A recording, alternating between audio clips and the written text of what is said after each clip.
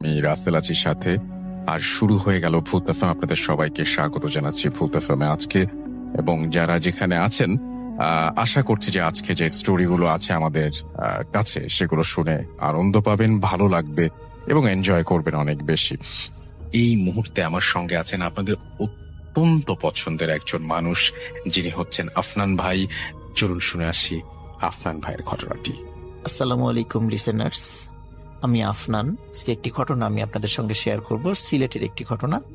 আশা করি আপনাদের সবার ভালো লাগবে ঘটনাটির সময়কাল 2005 সালের দিকে, এবং যার সঙ্গে ঘটেছিল উনি সিলেটের শ্রীমঙ্গলের একটি চা বাগানে কাজ করতেন। চা বাগানের মালির দায়িত্বে ছিলেন উনি। তো ওনার নাম ছিল আব্দুস সবুর মিয়া। আব্দুস সবুর মিয়া ওনার যে কাজটি ছিল সেটা হচ্ছে যে মানে বিকাল থেকে মানে এমনিতে উনি সবসময় একটু দেখাশোনা করতেন, এবং স্পেশালি সন্ধ্যার পরে ওনার ছুটি হয়ে যেত।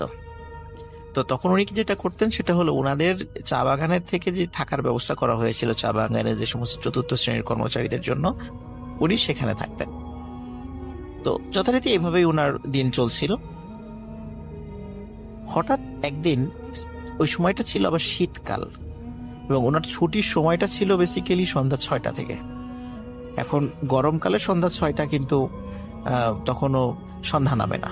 কিন্তু শীতকালে কিন্তু আমরা দেখি মোটামুটি 5:30টার মধ্যেই অনেক সময় মাগরিবের আজান শেষ হয়ে নামাজও শেষ হয়ে যায়, তখন বেশ রাত হয়ে যায় 6টার সময়। তো উনি একদিন শীতকালে, প্রচন্ড কুয়াশা পড়েছে আবার সেদিন, তো ওই দিন উনি ওনার চা বাগানের ডিউটি শেষ করে ওনার থাকার জায়গাতে সেখানে ফিরছিলেন। এখানে একটা কথা বলে রাখা ভালো, সেটা হচ্ছে যে আপনারা যেটা সিলেট গিয়েছেন তারা খেয়াল করবেন যে সিলেট যাওয়ার সময় স্পেশালি শ্রীমঙ্গলের কাছাকাছি জায়গায় যেখানে অনেক চা বাগান দেখা যায়, আমরা দেখি যে রেল লাইনের দুধারে অনেক চা বাগান রয়েছে, এবং বাংলাদেশের মানে খ্যাতনামা অনেক মানে চা কোম্পানির চা বাগানগুলো সেখানে রয়েছে। তো উনি ওরকমই একটা খ্যাতনামা চা কোম্পানির চা বাগানে চাকরি করতেন। তো ওই সময়ে উনি একদিন ওনার ডিউটি শেষ করে ওনার মানে থাকার জায়গাতে ফিরে আসছিলেন। তো থাকার জায়গাতে আসতে হলে ওনাকে রেল লাইনটা পার হয়ে আসতে হতো। তো রেল লাইনটা পার হয়ে উনি যখন আসছিলেন, হঠাৎ করে উনি দেখেন ওনার হাতে যে টর্চ লাইট ছিল, টর্চ লাইটের আলো যখন রেল লাইনের উপর ফেলেছেন পার হওয়ার জন্য, হঠাৎ করে উনি দেখেন যে একটি ছিন্ন ভিন্ন একটি লাশ রেল লাইনের স্লিপারের উপরে পড়ে আছে, এবং রেল লাইনের মোটামুটি মানে লোহার দুই পাশেও পড়ে রয়েছে। তখন উনি এটি দেখে খুব ভয় পেয়ে যান। ওনার আশেপাশে তো কোনো লোক ছিল না, উনি একা ছিলেন। তখন উনি চিৎকার করতে করতে ওনার যে থাকার জায়গা প্রায় আধা কিলোমিটার দূরে ওইখান থেকে ছিল, তিনি ওইখানে চলে যান। ওখানে উপস্থিত যারা অন্য লোক যারা ছিল তাদেরকে সব ঘটনাটি খুলে বলেন, এবং তাদেরকে উনি সাথে করে নিয়ে আসেন। সাথে করে নিয়ে আসার পরে অদ্ভুত ব্যাপার যে ওখানে আসলে কোনো ডেড বডি ছিল না, এবং ডেড বডি তো দূরের কথা, কোনো রক্তের কোনো দাগও সেখানে ছিল না।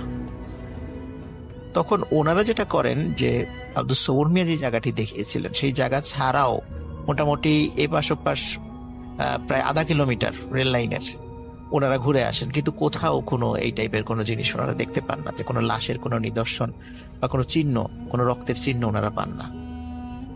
তখন সবাই সবুর মিয়াকে বলে যে এখান দিয়ে ট্রেন তো গিয়েছে সেই দুপুরের দিকে, যদি কেউ লোক মারা যেত তাহলে অন্য লোকের নজরে তো পড়তো, আর ঢাকা বা চিটাগাং থেকে বা অন্য জায়গা থেকে যে ট্রেনটি আসবে সেটি আসতেও অনেক দেরি আছে, সুতরাং এখানে কোনো মানে মানুষ কাটা পড়েনি, তুমি যেটা দেখেছো সেটা ভুল দেখেছো।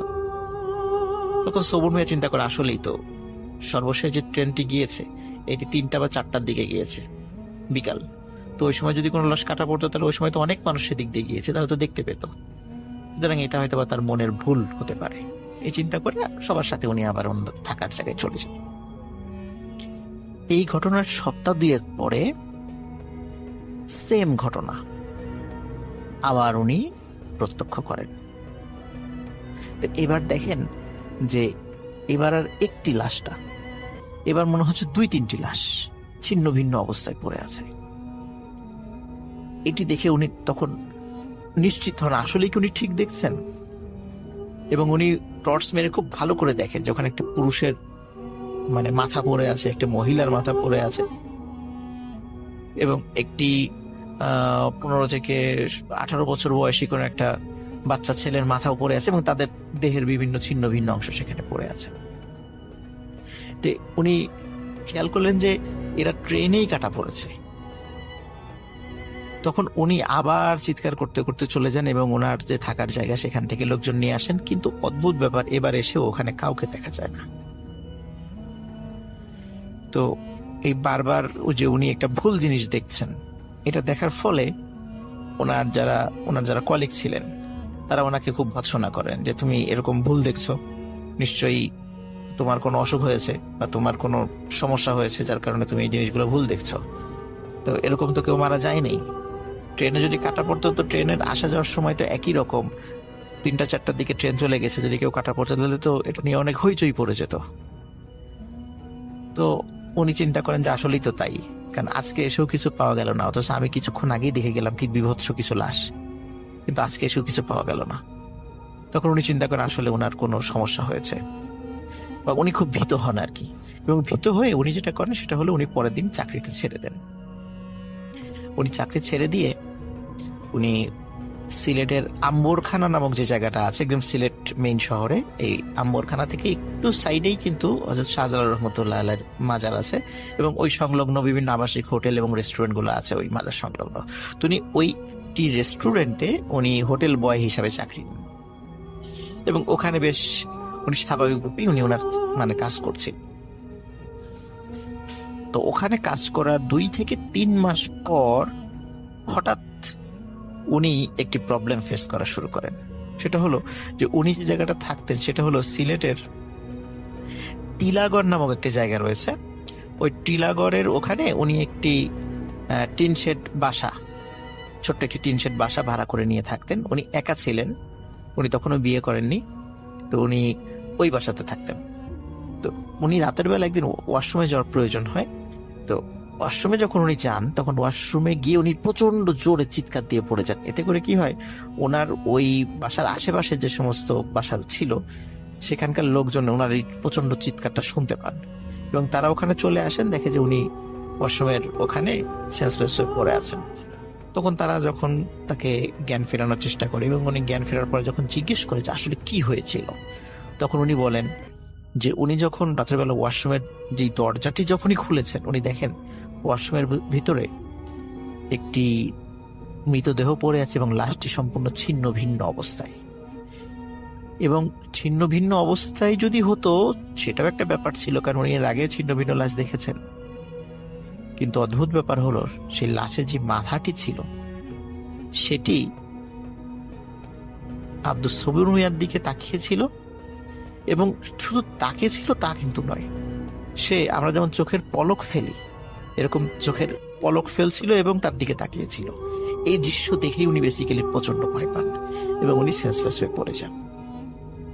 তখন সবাই তাকে মোটামুটি যতটুকু সুস্থ করার দরকার ওই সময় তাকে সুস্থ করার চেষ্টা করেন এবং এই ঘটনা সেম ঘটনা আরো কয়েকবার উনি ওই বাড়িতে ফেস করেন। তো এইভাবে চলতে থাকলে উনি একরকমের উন্মাদের মতো হয়ে যান যে না, এভাবে চলতে পারে না, একই বিষয় আমি কেন বারবার দেখছি, এরকম ঘটনা কেন আমার সাথে ঘটছে। উনি এর কোনো সমাধান বা এর কোনো উত্তর খুঁজে পাচ্ছিলেন না। তখন উনি চিন্তা করেন যে না, আমি সব কাজ ছেড়ে দিয়ে আমি আমার বাড়িতে চলে যাব। ওনার বাড়ি ছিল আবার হবিগঞ্জে একটি গ্রামে ছিল। তো উনি হবিগঞ্জে ওনার বাড়িতে চলে যান। বাড়িতে চলে যাওয়ার পরে ওইখানে উনি কাজের সাথে লিপ্ত হন এবং ওনারা আবার 51বর্তী পরিবার ছিলেন। অনেকগুলো দেখা যাচ্ছে যে শরিক, যারা যেটা বলে আর কি, শরিক ঘর পাশাপাশি ছিল এরকম আর কি। তো উনি একটি ঘরে থাকতেন আর কি। তো প্রথম দিকে মাসখানেক উনি বাসায় বেশ স্বাভাবিকভাবে জীবনযাপন করা শুরু করেন এবং ওনার সাথে যে ধরনের ঘটনাগুলো ঘটেছিল ইতোপূর্বে, যে চা বাগানে বা পরবর্তীতে সিলেট শহরে আসার পরে, তো এই ধরনের বিষয়গুলো উনি পরিবারের কাউকে বলেননি। কিন্তু বাসায় যখন উনি ফিরে আসার মাসখানেক পর একটি নতুন সমস্যা উনি ফেস করতে থাকেন। সেটা হচ্ছে যে উনি রাতের বেলা একদিন উনি ফিল করছিলেন যে ওনার দরজার বাইরে কে বা কারা মানে হাঁটাহাঁটির শব্দ। উনি চিন্তা করেন যে হাঁটাহাঁটির শব্দ, এটা হয়তো বা কোনো লোক যাচ্ছে। তো প্রথম দিকে রাতের, বিশেষ করে রাত 1টা বা 2টোর দিকে উনি হাঁটাহাঁটির শব্দ শুনতেন। তো এটি আসলে উনি অতটা গুরুত্ব দিতেন না।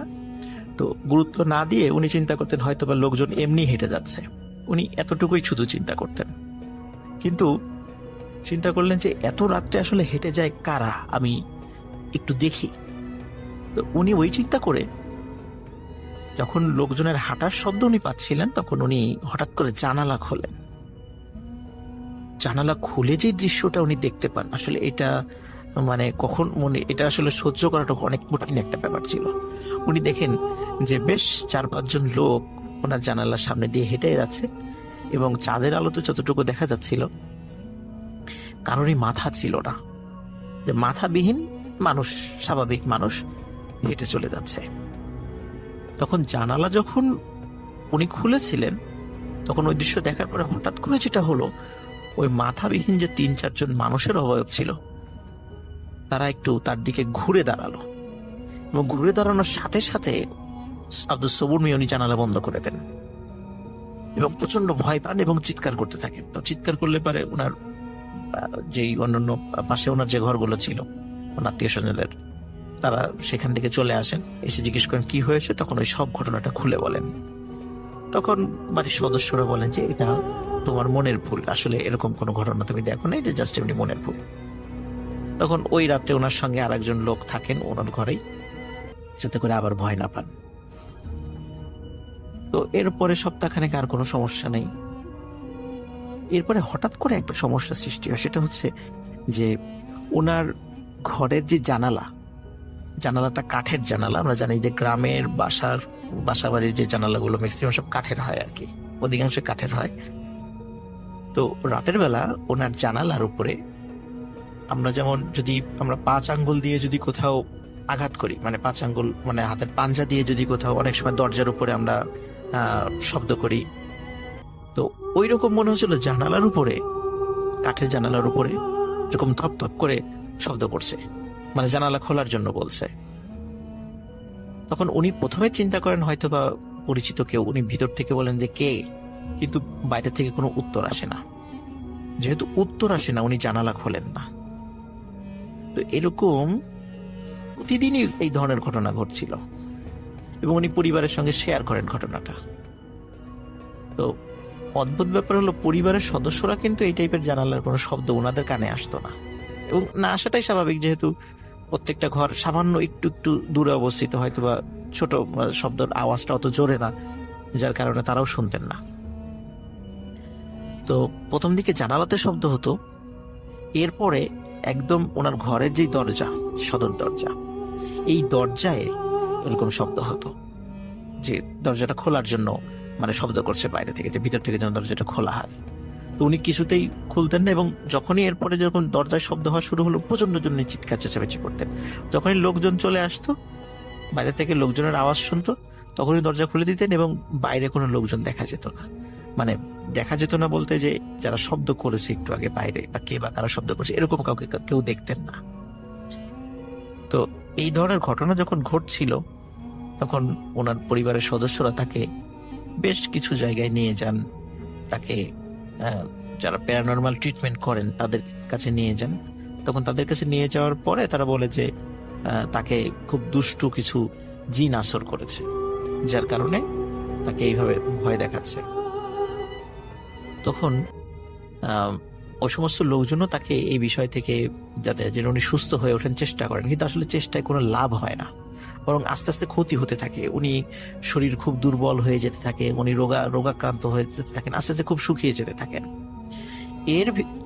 এর ভিতরে আর একটা সমস্যা দেখা দেয়, সেটা হচ্ছে যে উনি মানে যে বিছানায় ঘুমাতেন, এখন উনি মানে বিছানায় শোয়ার সাথে সাথে উনি ফিল করতেন ঠিক মধ্যরাত্রে যখন ওই জানালায় যখন শব্দ করে বা দরজায় শব্দ করে, তখন উনি যে বিছানায় শুয়ে থাকতে, সেই বিছানাটাও না ভাইব্রেট করে ওঠে, মানে কেঁপে ওঠে।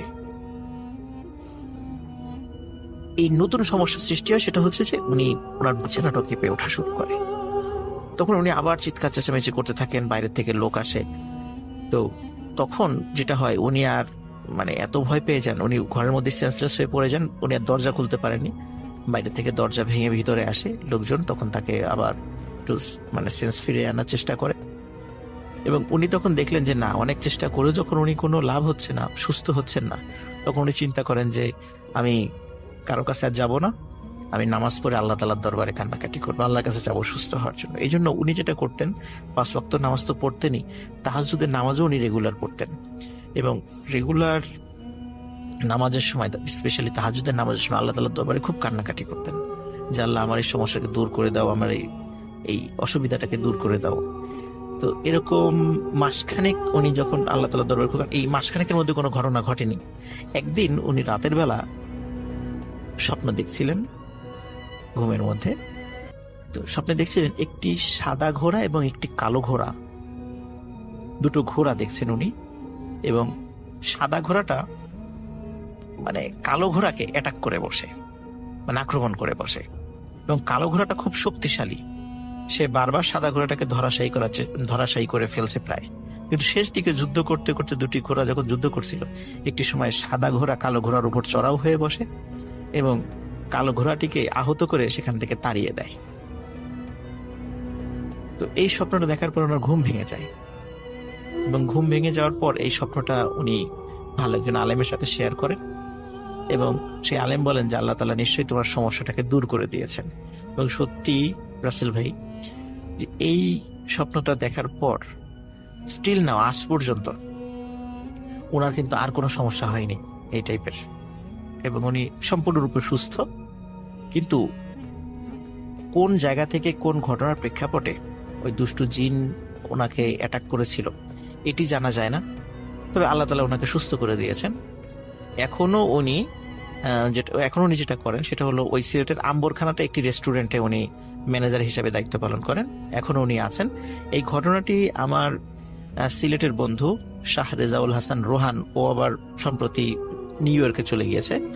তো নিউ ইয়র্ক থেকে আমাকে এই ঘটনাটি ও শেয়ার করেছে, যেহেতু ওর বাড়ি সিলেটে। এই ঘটনাটি আসলে ওই কালেক্ট করে আমাকে দিয়েছিল।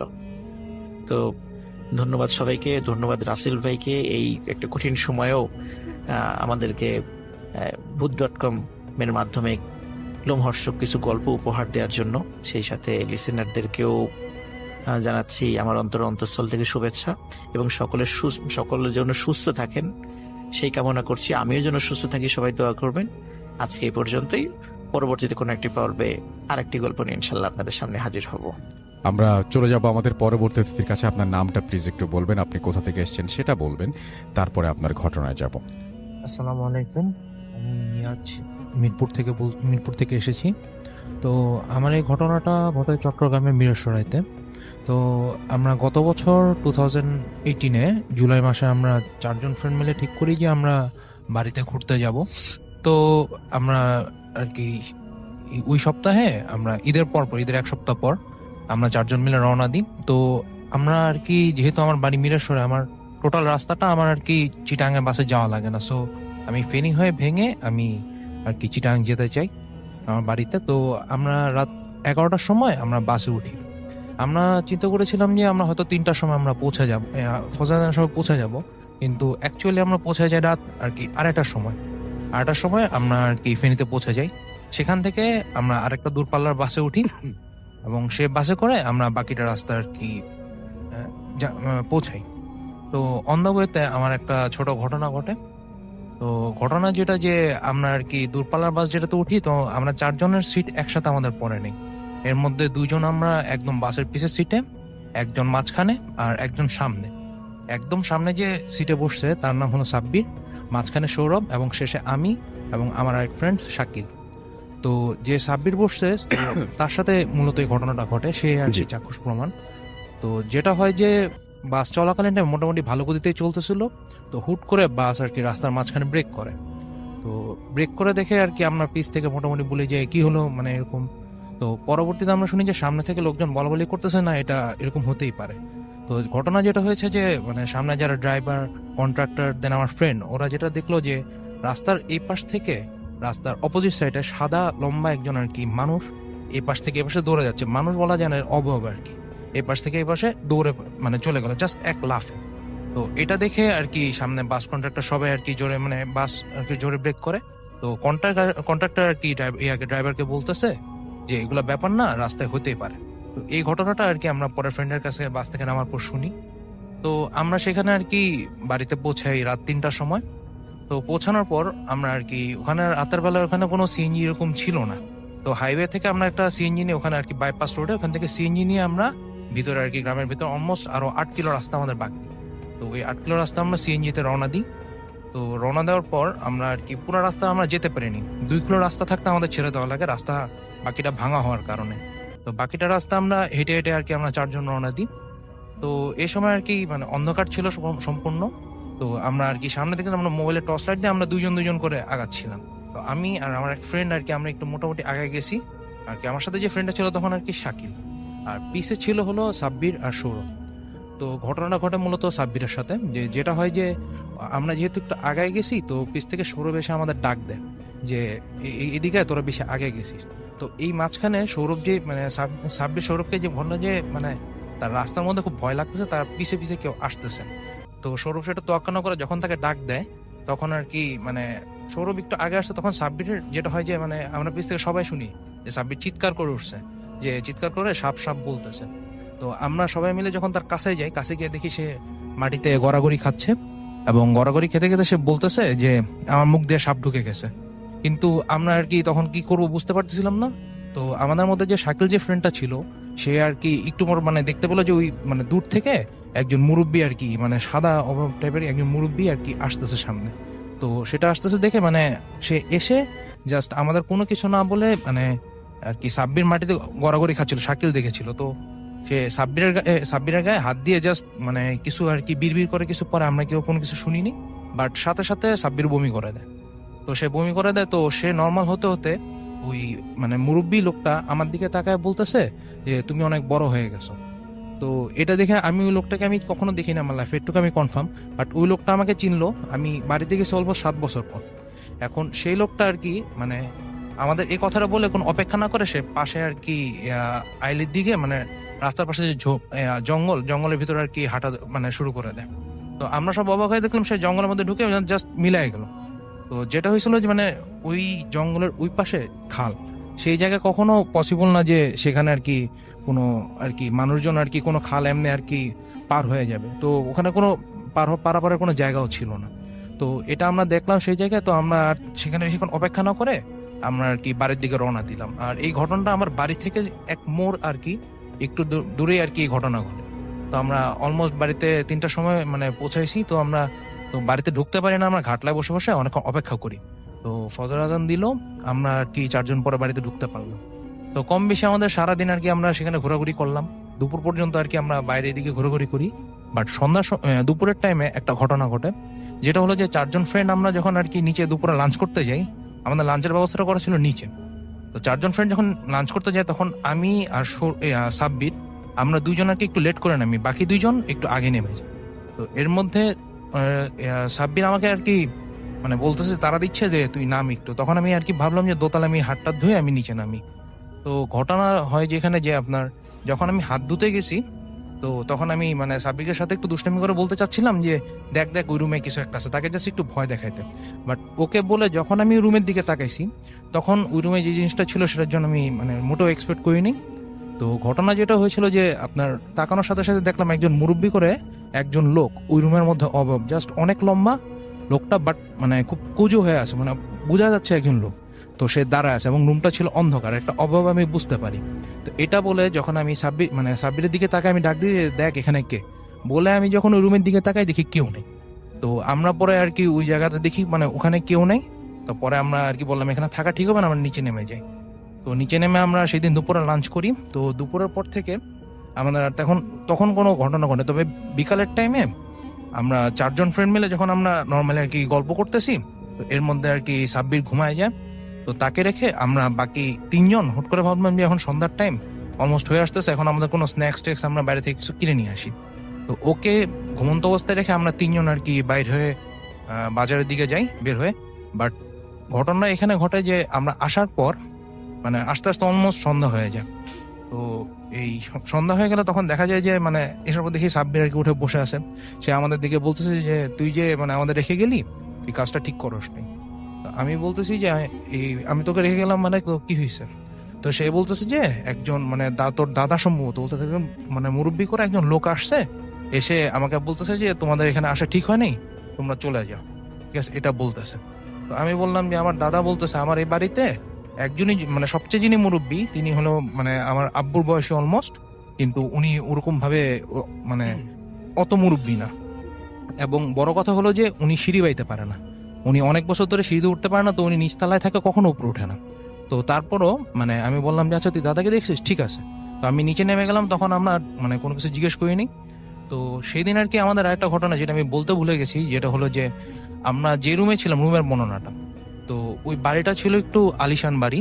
তো ওই বাড়ির একদম ড্রয়িং রুমে আপনার 3টা ফ্রিজ ছিল, এবং এক পাশের রুমে একটা ফ্রিজ ছিল আর কি। তো বাড়িটা আলিশান, তো ওই পাশের রুমে যে ফ্রিজটা, ওই রুমটাতে আমরা থাকবো বলে ঠিক করছিলাম। তো ওখানে গিয়ে আমার এক ফ্রেন্ড আর কি সৌরভ, সে হুট করে ওই বাড়ির ফ্রিজটা খুলে চেক করতে চায় যে ভিতরে কিছু আছে নাকি। সে ফ্রিজটা খোলার সাথে সাথেই এক ধরনের মানে পচা গন্ধ পাইলো। তো ওই গন্ধটা পেয়ে সে মানে বলতেছে যে ফ্রিজ এরকম পচা গন্ধ কি ভিতরে। আমরা বললাম থাক, দেখার দরকার নেই, ফ্রিজটা লাগাই দে, এইগুলো যদি থাকে আমরা এই রুমে আর থাকতে পারবো না। তো সে লাগাই দেয় ঠিকই, কিন্তু তার ওই ঘটনার পর থেকে আমার এই বাকিগুলো ঘটনা যে আমি যে অবয়ব দেখলাম, এই ঘটনাগুলো ঘটা শুরু হয়। তো এরপর আর কি আমরা বিকালের টাইম ওখানে ঘোরাঘুরি টাইম স্পেন্ড করি। বাট সন্ধ্যার সময় আর কি আমরা যখন আর কি সন্ধ্যা বলতেছি রাতে যখন আমরা ঘুমাতে যাই, তো তখন আর কি একটা ঘটনা ঘটে। ঘটনা যেটা হলো যে আমরা 4জন আর কি, যেহেতু আমাদের দিনের বেলা এরকম আমরা দেখছি, তাছাড়া আমাদের এরকম আর কি একটা নিজেদের মধ্যে একটা সাসপেন্স কাজ করতেছে। তো সেই কারণে আমরা 4জন যেটা করলাম যে একই বেডে আমরা 4জন শুভ বলে ঠিক করি। তো এর মধ্যে আর কি আমি মোটামুটি এক ঘুম দিয়ে আর কি সকালে উঠি। বাট সকালে ওঠার পর আমাকে আমার ফ্রেন্ড যে একজন সৌরভ, সে আমাকে বলতে তুই তো সারা রাত তো ঘুমাইলি, তুই তো অত একটা টেরও পাস নাই, সারা রাত যে কি হলো। তো আমি তাকে জিজ্ঞেস করছি যে কি হয়েছে। তো সে বলতেছে যে যেটা হয়েছে যে মানে সে সজাগ ছিল, তো আমরা 3জনই মোটামুটি ঘুম।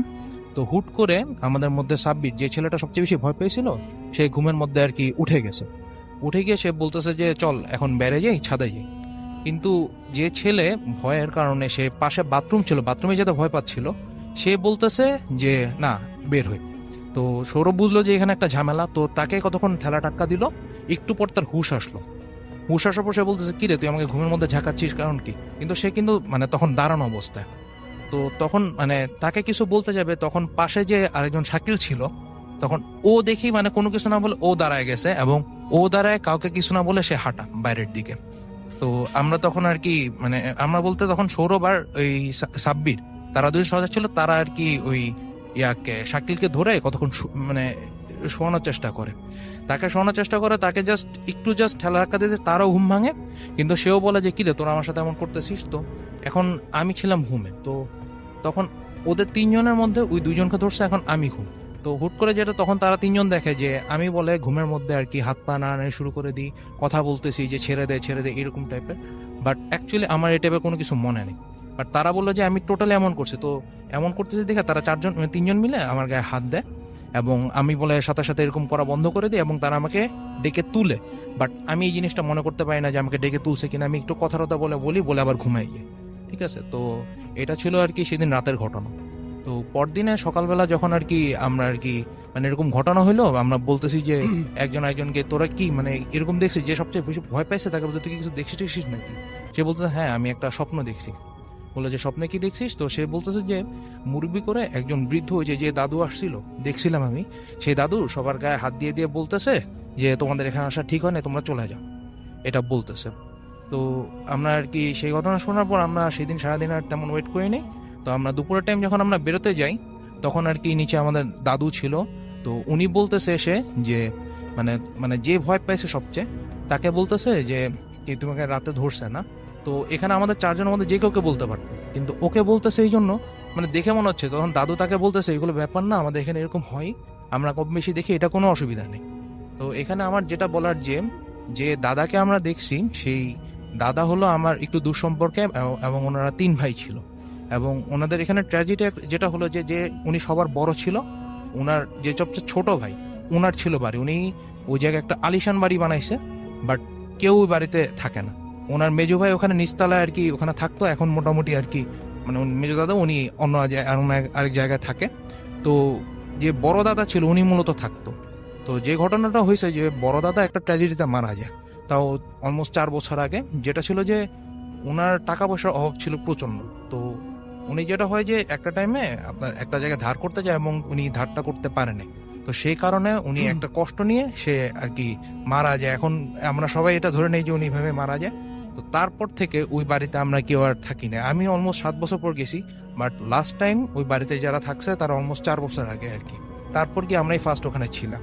তো এই ছিল আমার ঘটনা। ওকে, থ্যাংক ইউ। আরও একটা ঘটনায় চলে যাব আমরা, এবং এই ঘটনাটা একটা অডিও ক্লিপ।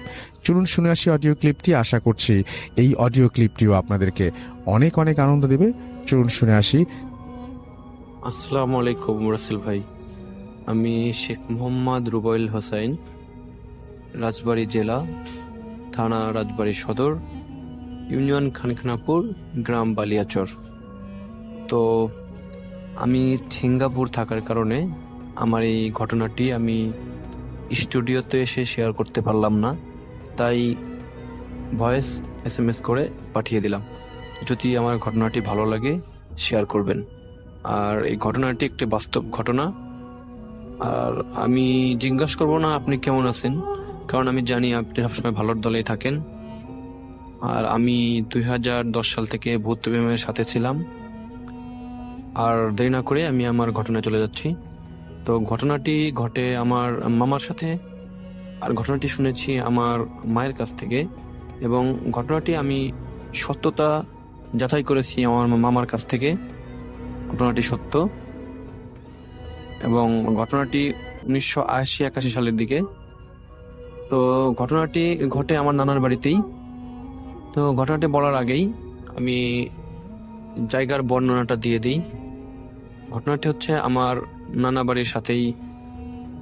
আমার নানারা 5 ভাই ছিল, যার কারণে বিশাল বাড়ি ছিল।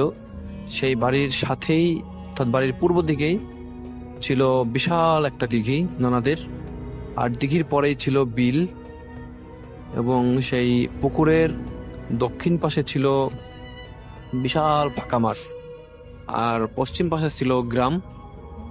তো যাই হোক, সেই ঘটনাটি সেই পুকুর পাড়েই, আর পুকুরের চারপাশে ছিল বিশাল বড় বড় গাছ ছিল, আর বাঁশের ঝোপ ছিল। তো আমি ঘটনায় চলে যাচ্ছি। তো আমার সেই মামার নাম ছিল রশিদ। সে রশিদ মামা তখন আর্মিতে চাকরি করত।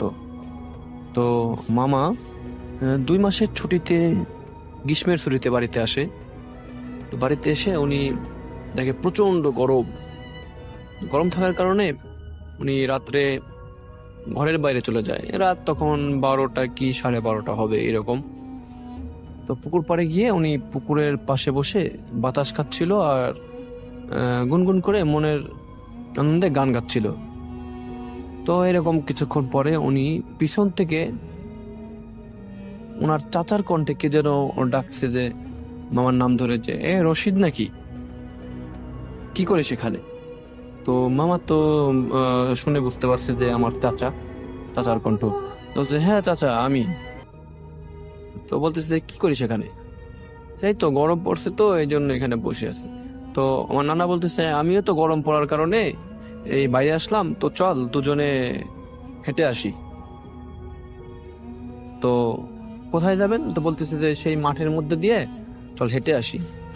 ও আর বলতে ভুলে গেছিলাম যে ঘটনাটি হচ্ছে 1980 কি 81 সালের দিকে।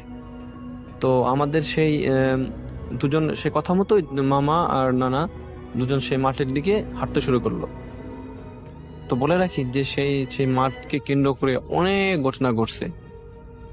অনেকেই দেখছে যে মাথা ছাড়া কোনো প্রাণী ঘুরে বেড়াচ্ছে, অনেকে দেখছে কোনো প্রাণী দুটো চোখ বুকের উপরে ঘোরাফেরা করতেছে। তো অনেকেই ভয় পাইছে আর কি। তো মামা অনেক সাহসী ছিল, তো আর্মির চাকরি করতো, যার কারণে উনি ভয় পায় নাই। তো বলতেছে মনে করছে আমার চাচার সাথে যাই হাঁটতে হাঁটতে। তো দুজন হাঁটা শুরু করলো। একটা বিষয় লক্ষণীয়, মামা কিছুক্ষণ হাঁটার পরেই ওনার চাচা ওনার থেকে একটা দূরত্বে চলে গেল, এই 5-7 হাত দূরে চলে গেল। তো ওই একটা জিনিস মামা লক্ষ্য করলো যে তার চাচা তার সাথে কথা বলছে না। মামা যতই প্রশ্ন করে কোনো উত্তরই দেয় না। আর একটা জিনিস লক্ষ্য করলো, মামা তার চারপাশ দিয়ে অনেক কাঁচা মাছের গন্ধ পাচ্ছিল। মানে আমাদের গ্রামে ভাষা যাকে বলে আষ্টা গন্ধ, উনি অনেক সেই আষ্টা গন্ধ পাচ্ছিল। এবার মামা এত প্রশ্ন করে, উত্তর দেয় না আমার চাচা। তো উনি সেই দূরত্বটা দূর করার জন্য উনি একটু দ্রুত হাঁটে, দেখা যায় দূরত্বটা কমে না, সেই একই রকম থাকে। এরকম প্রায় 10-12 মিনিট হাঁটার পরে ওই গ্রামের প্রায় শেষ প্রান্তে চলে গেছে। আকাশে হালকা হালকা মেঘ ছিল।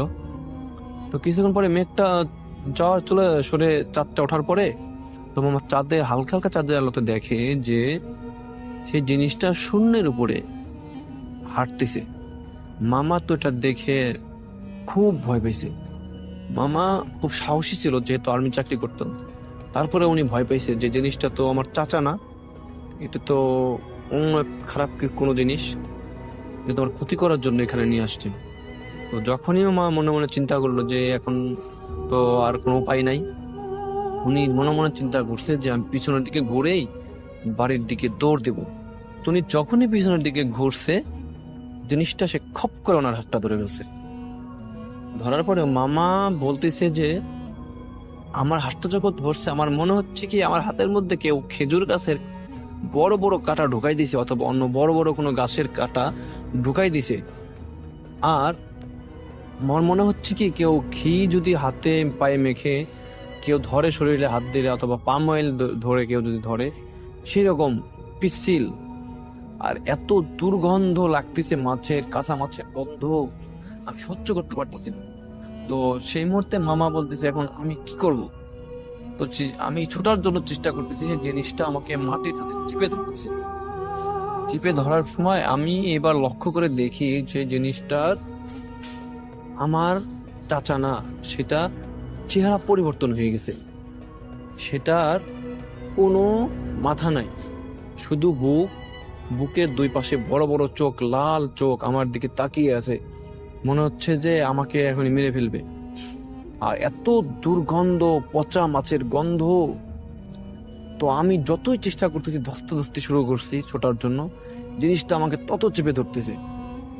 এবার আমি ধস্তাধস্তির এক সময় আমি একবার ছুটে যাই, আর আমি মুখ দিয়ে অনেক দোয়া পড়ার চেষ্টা করছি, কিন্তু আমি দোয়াটা মুখ দিয়ে বের হইতেছে না, চিৎকার করতে পারতেছি না।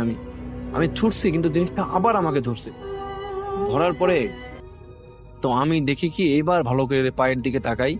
এক সময় পায়ের দিকে তাকিয়ে দেখি কি তার পায়ের গোড়ালি উল্টা দিকে, অর্থাৎ আমাদের মানুষের যেরকম সেরকম না, উল্টা, যাকে বলে এটাকে বলে পিচাস। তো আমি মামা এক সময় করে কি, তার মনের অজান্তেই মুখ দিয়ে দোয়া পড়তে থাকে, অনেক রকমের দোয়া পড়তে পড়তে সে জিনিসটা মামাকে এক সময় ছেড়ে দেয়। ছেড়ে দেওয়ার পরে মামা আর কোনো কিছু চিন্তা না করে বাড়ির দিকে সোজা দৌড় দেয়। তো দৌড় দিতে দিতে মামা একটা জিনিস লক্ষ্য করে যে পিছন থেকে অনেক চিৎকার করতেছে, জোরে জোরে বিভৎস চিৎকার, অনেক মানে স্বাভাবিক চিৎকার না, মানুষের চিৎকার না, অনেক মানে নাকি কণ্ঠে চিৎকার করতেছে, গর্জন।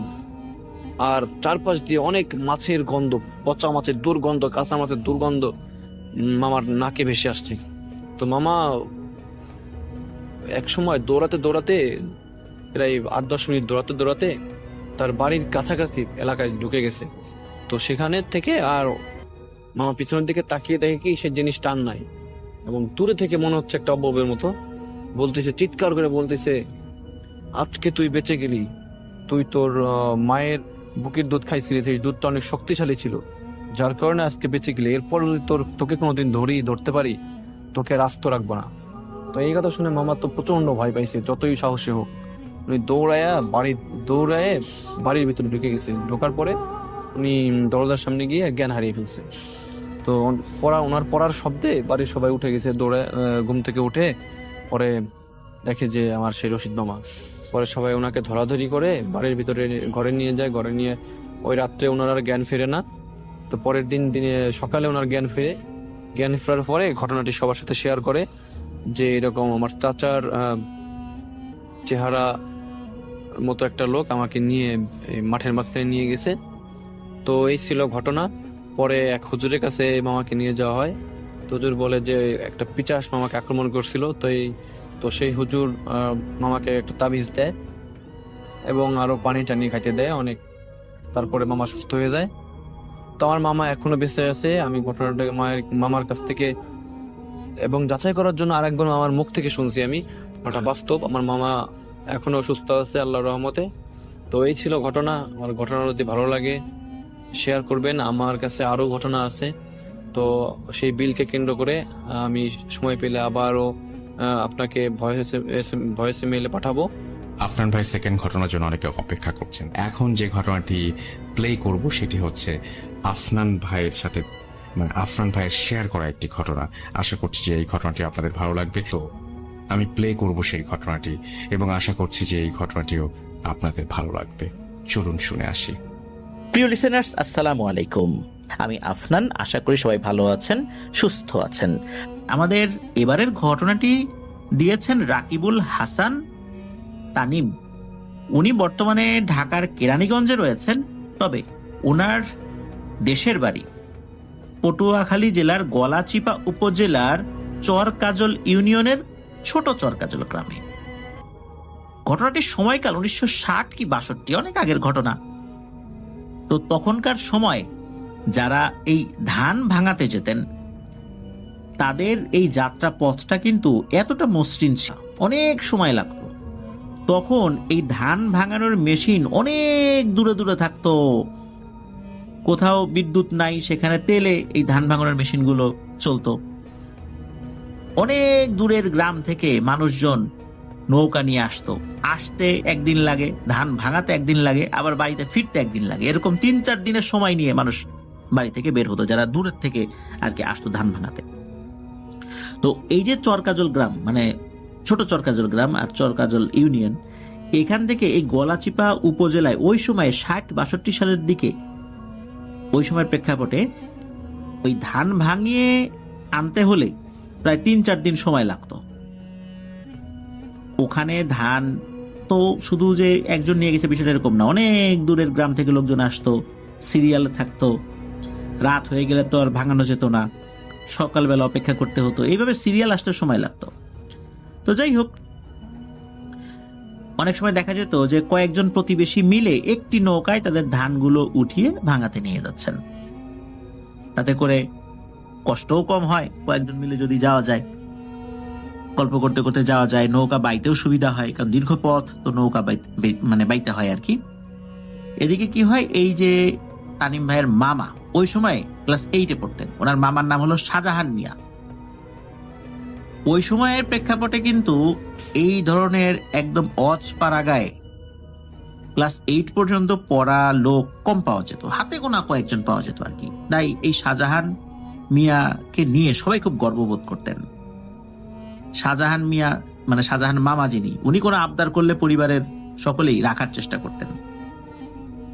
নানার কাছ থেকে, মানে এই তানিম ভাইয়ের নানা, আমরাও নানা বলে সম্বোধন করছি, নানার কাছ থেকে যখন এই শাহজাহান মামা শোনেন যে পুপারাতে ধান ভাঙাতে যাওয়া হবে, তখন মামা আগ্রহী হয়ে পড়েন। প্রথমে নানা নিষেধ করলেও পরে রাজি হন। তখন অবশ্য মামার পরীক্ষা শেষ হয়েছে। তো কথা অনুযায়ী একদিন সকালবেলা তারা 3 জন রওনা হন। মামা মানে শাহজাহান মামা, নানা এবং একজন প্রতিবেশী, তার নাম হলো হেলাল ব্যাপারী, মানে হেলাল নানা। তো হেলাল নানাও এই তানিম ভাইয়ের নানার খুব বন্ধু ছিলেন আর কি, বন্ধুর মতোই ছিলেন আর কি, প্রতিবেশী প্লাস বন্ধু। এই 3 জন রওনা দিয়েছেন নৌকা করে তাদের ধানগুলো নিয়ে।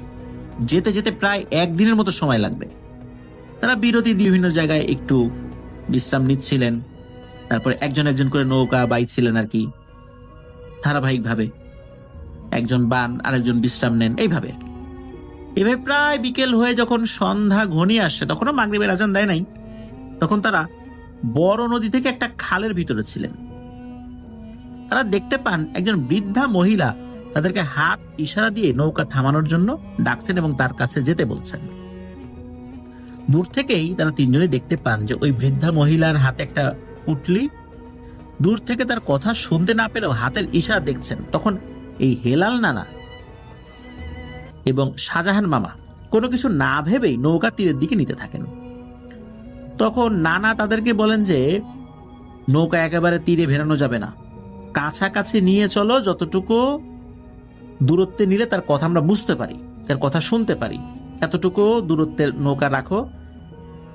সে কি জন্য ডাকছে সেটাকে বুঝতে হবে, তারপর সিদ্ধান্ত নিব। তো এইভাবেই নৌকাটা নিয়ে যাওয়া হয়, মোটামুটি একটু দূরত্বেই রাখা হয়। তখন নানা ডাক দিয়ে জিজ্ঞেস করলেন যে আমাদেরকে ডাকছেন কেন, কোনো বিপদে পড়ছেন, আপনি এখানে কি করছেন, বলেন আমাদেরকে। তখন ওই বৃদ্ধা মহিলা নানাকে বলেন, ওই যে নদীর ওই পারে, ওইখানে আমার মেয়ের জামাই বাড়ি, আমি ওখানে যাব, আমাকে একটু নদীটা পার করে দাও না। তারপর নানা চিন্তা করলেন, যেহেতু বিপদে পড়েছেন, এতটুকু খাল পার করে দিলেই তো সমস্যা শেষ হয়ে যায়, ওনারও উপকার হয়। তো উনি বললেন যে ঠিক আছে, তোমাকে পার করে দিব। এই বলে নৌকা ভিড়ানোর জন্য এই শাহজাহান মামা আর ওই হেলাল নানাকে বলেন যে যাও একটু ওইদিকে নিয়ে যাও। যখন নৌকা আস্তে আস্তে ভিড়বে, প্রায় ভিড়ে গেছে, এমন সময় হঠাৎ করে ওই বৃদ্ধা মহিলাটা নাচতে শুরু করলো, অথচ সে অনেক কষ্টে হাঁটে, এমন বয়সে উনি পৌঁছেছেন। নাচানাচি শুরু করছেন, লাফিয়ে লাফিয়ে, মনে হচ্ছে বানরের মতো লাফাচ্ছেন, আর বলছেন দাদা আমারে লইবে রে, দাদা আমারে লইবে। হঠাৎ করে ওনার এই ধরনের আচরণ দেখার সাথে সাথে নানার কিন্তু সন্দেহ লাগে। উনি সাথে সাথেই এই শাহজাহান মামা আর এই হেলাল বাপের নানাকে বলেন, তাড়াতাড়ি নৌকা সরাও, তাড়াতাড়ি ঘাট থেকে নৌকা সরাও, এক মুহূর্ত রাখা যাবে না, কোনোভাবেই যেন ওই জিনিসটা লাভ দিয়ে নৌকায় উঠতে না পারে। এই কথা শোনার সাথে সাথে শাহজাহান মামা আর হেলাল রানা তাড়াতাড়ি নৌকা ঘোরাতে লাগলেন এবং অল্প সময়ের মধ্যেই নৌকাটা তো প্রায় ঠেকে গিয়েছিল, ওই অবস্থা থেকেই নৌকাটা সরাতে সক্ষম হন ওনারা। আর নৌকা ঘোরাতে দেখে ওই বৃদ্ধা মহিলা বলতে লাগলেন, তোমরা চলে যাও কেন, আমারে নিয়ে যাও। এই কথা শুনে নানা সবাইকে বলেন যে তাড়াতাড়ি বৈঠা মারো, তাড়াতাড়ি। উনিও একটা এক্সট্রা বৈঠা দিয়ে নৌকা বাইতে শুরু করলেন। তখন ওই বৃদ্ধা মহিলা হি হি করে হেসে বলে ওঠে যে আজকের মতো বেঁচে গেলি রে, একবার তোদের নৌকায় যদি উঠতে পারতাম, একটাকেও বাড়ি ফিরতে দিতাম না। আজকে তোদের নৌকায় উঠতে না পারলেও তোরা ভাবিস না যে বেঁচে গেছিস। আমার কিন্তু মনে থাকলো, ঠিকই তোদের নৌকায় একদিন আমি উঠবো, আর তখন আজকে যে কাজটা করতাম সেই কাজটা কর। এই কথা বলার সাথে সাথে সবাই দেখলেন ওই বৃদ্ধা মহিলাটা লাফ দিয়ে পানির ভিতরে পড়েই মিলিয়ে গেল। তখন ওই তিনজন ভাবলেন ওই বৃদ্ধা মহিলা আবার সাঁতার কাটতে কাটতে নৌকার কাছে চলে আসে কিনা, নৌকার এক পাশ ধরে টান দিয়ে নৌকায় পানি উঠিয়ে দিয়ে নৌকাটা ডুবিয়ে দেয় কিনা। তখন নানা বললেন যে না, এটার সম্ভাবনা নাই, ও আর আসবে না। তো যাই হোক, ওখান থেকে ওনারা নৌকা বাইতে থাকেন। ধান ভাঙানোর যেই মেশিন যেখানে ছিল, ওখানে যেতে যেতে প্রায় রাত 10টার মতো বেজে যায়, অনেক রাত। ওই সময় 60-62 সালে রাত 10টা মানে তো অনেক রাত। অনেক আগেও তো ওখানে গিয়েছেন, অনেকবার গিয়েছেন। এই কারণে ওখানকার আশেপাশের অনেকের সাথেই নানার, তারপরে এই যে হেলাল ব্যাপারী নানা, তাদেরও পরিচয় ছিল। শাহজাহান মামা তো খুব একটা যেতেন না, যার কারণে ওনার পরিচয় ছিল না আশেপাশের লোকদের সাথে। আর ওখানে তো অনেকেই লোকজন আসলে অনেক জায়গা থেকে আসে তাদের ধান নিয়ে ভাঙানোর জন্য। রাত হয়ে গেলে তার ভাঙাতে পারে না, সকাল পর্যন্ত অপেক্ষা করতে হয়, তাদের থাকার ব্যবস্থা ওখানে আছে। যখন ওখানে গিয়েছেন অনেক পরিচিত লোকদের সাথে দেখা হয়, গল্প গুজব হয়। একটা পর্যায়ে ওনারা ঘুমিয়ে পড়েন। সকালবেলা ঘুম থেকে ওঠার পর সকালের নাস্তা করতে করতে ওই লোকজন যারা তাদের সাথে এই ঘটনাটি তারা শেয়ার করতে থাকেন। তো একজন লোক বলে উঠলেন যে এগুলো এক ধরনের পিশাচ, এগুলো যদি একবার নৌকায় উঠতে পারে, নৌকাটা মাঝ নদীতে গিয়ে ডুবিয়ে দেয়। এরা পানিতে চলাফেরা করলেও নৌকার মালিকের অনুমতি ছাড়া এরা নৌকায় উঠতে পারে না। মানুষকে ক্ষতি করাই এদের কাজ।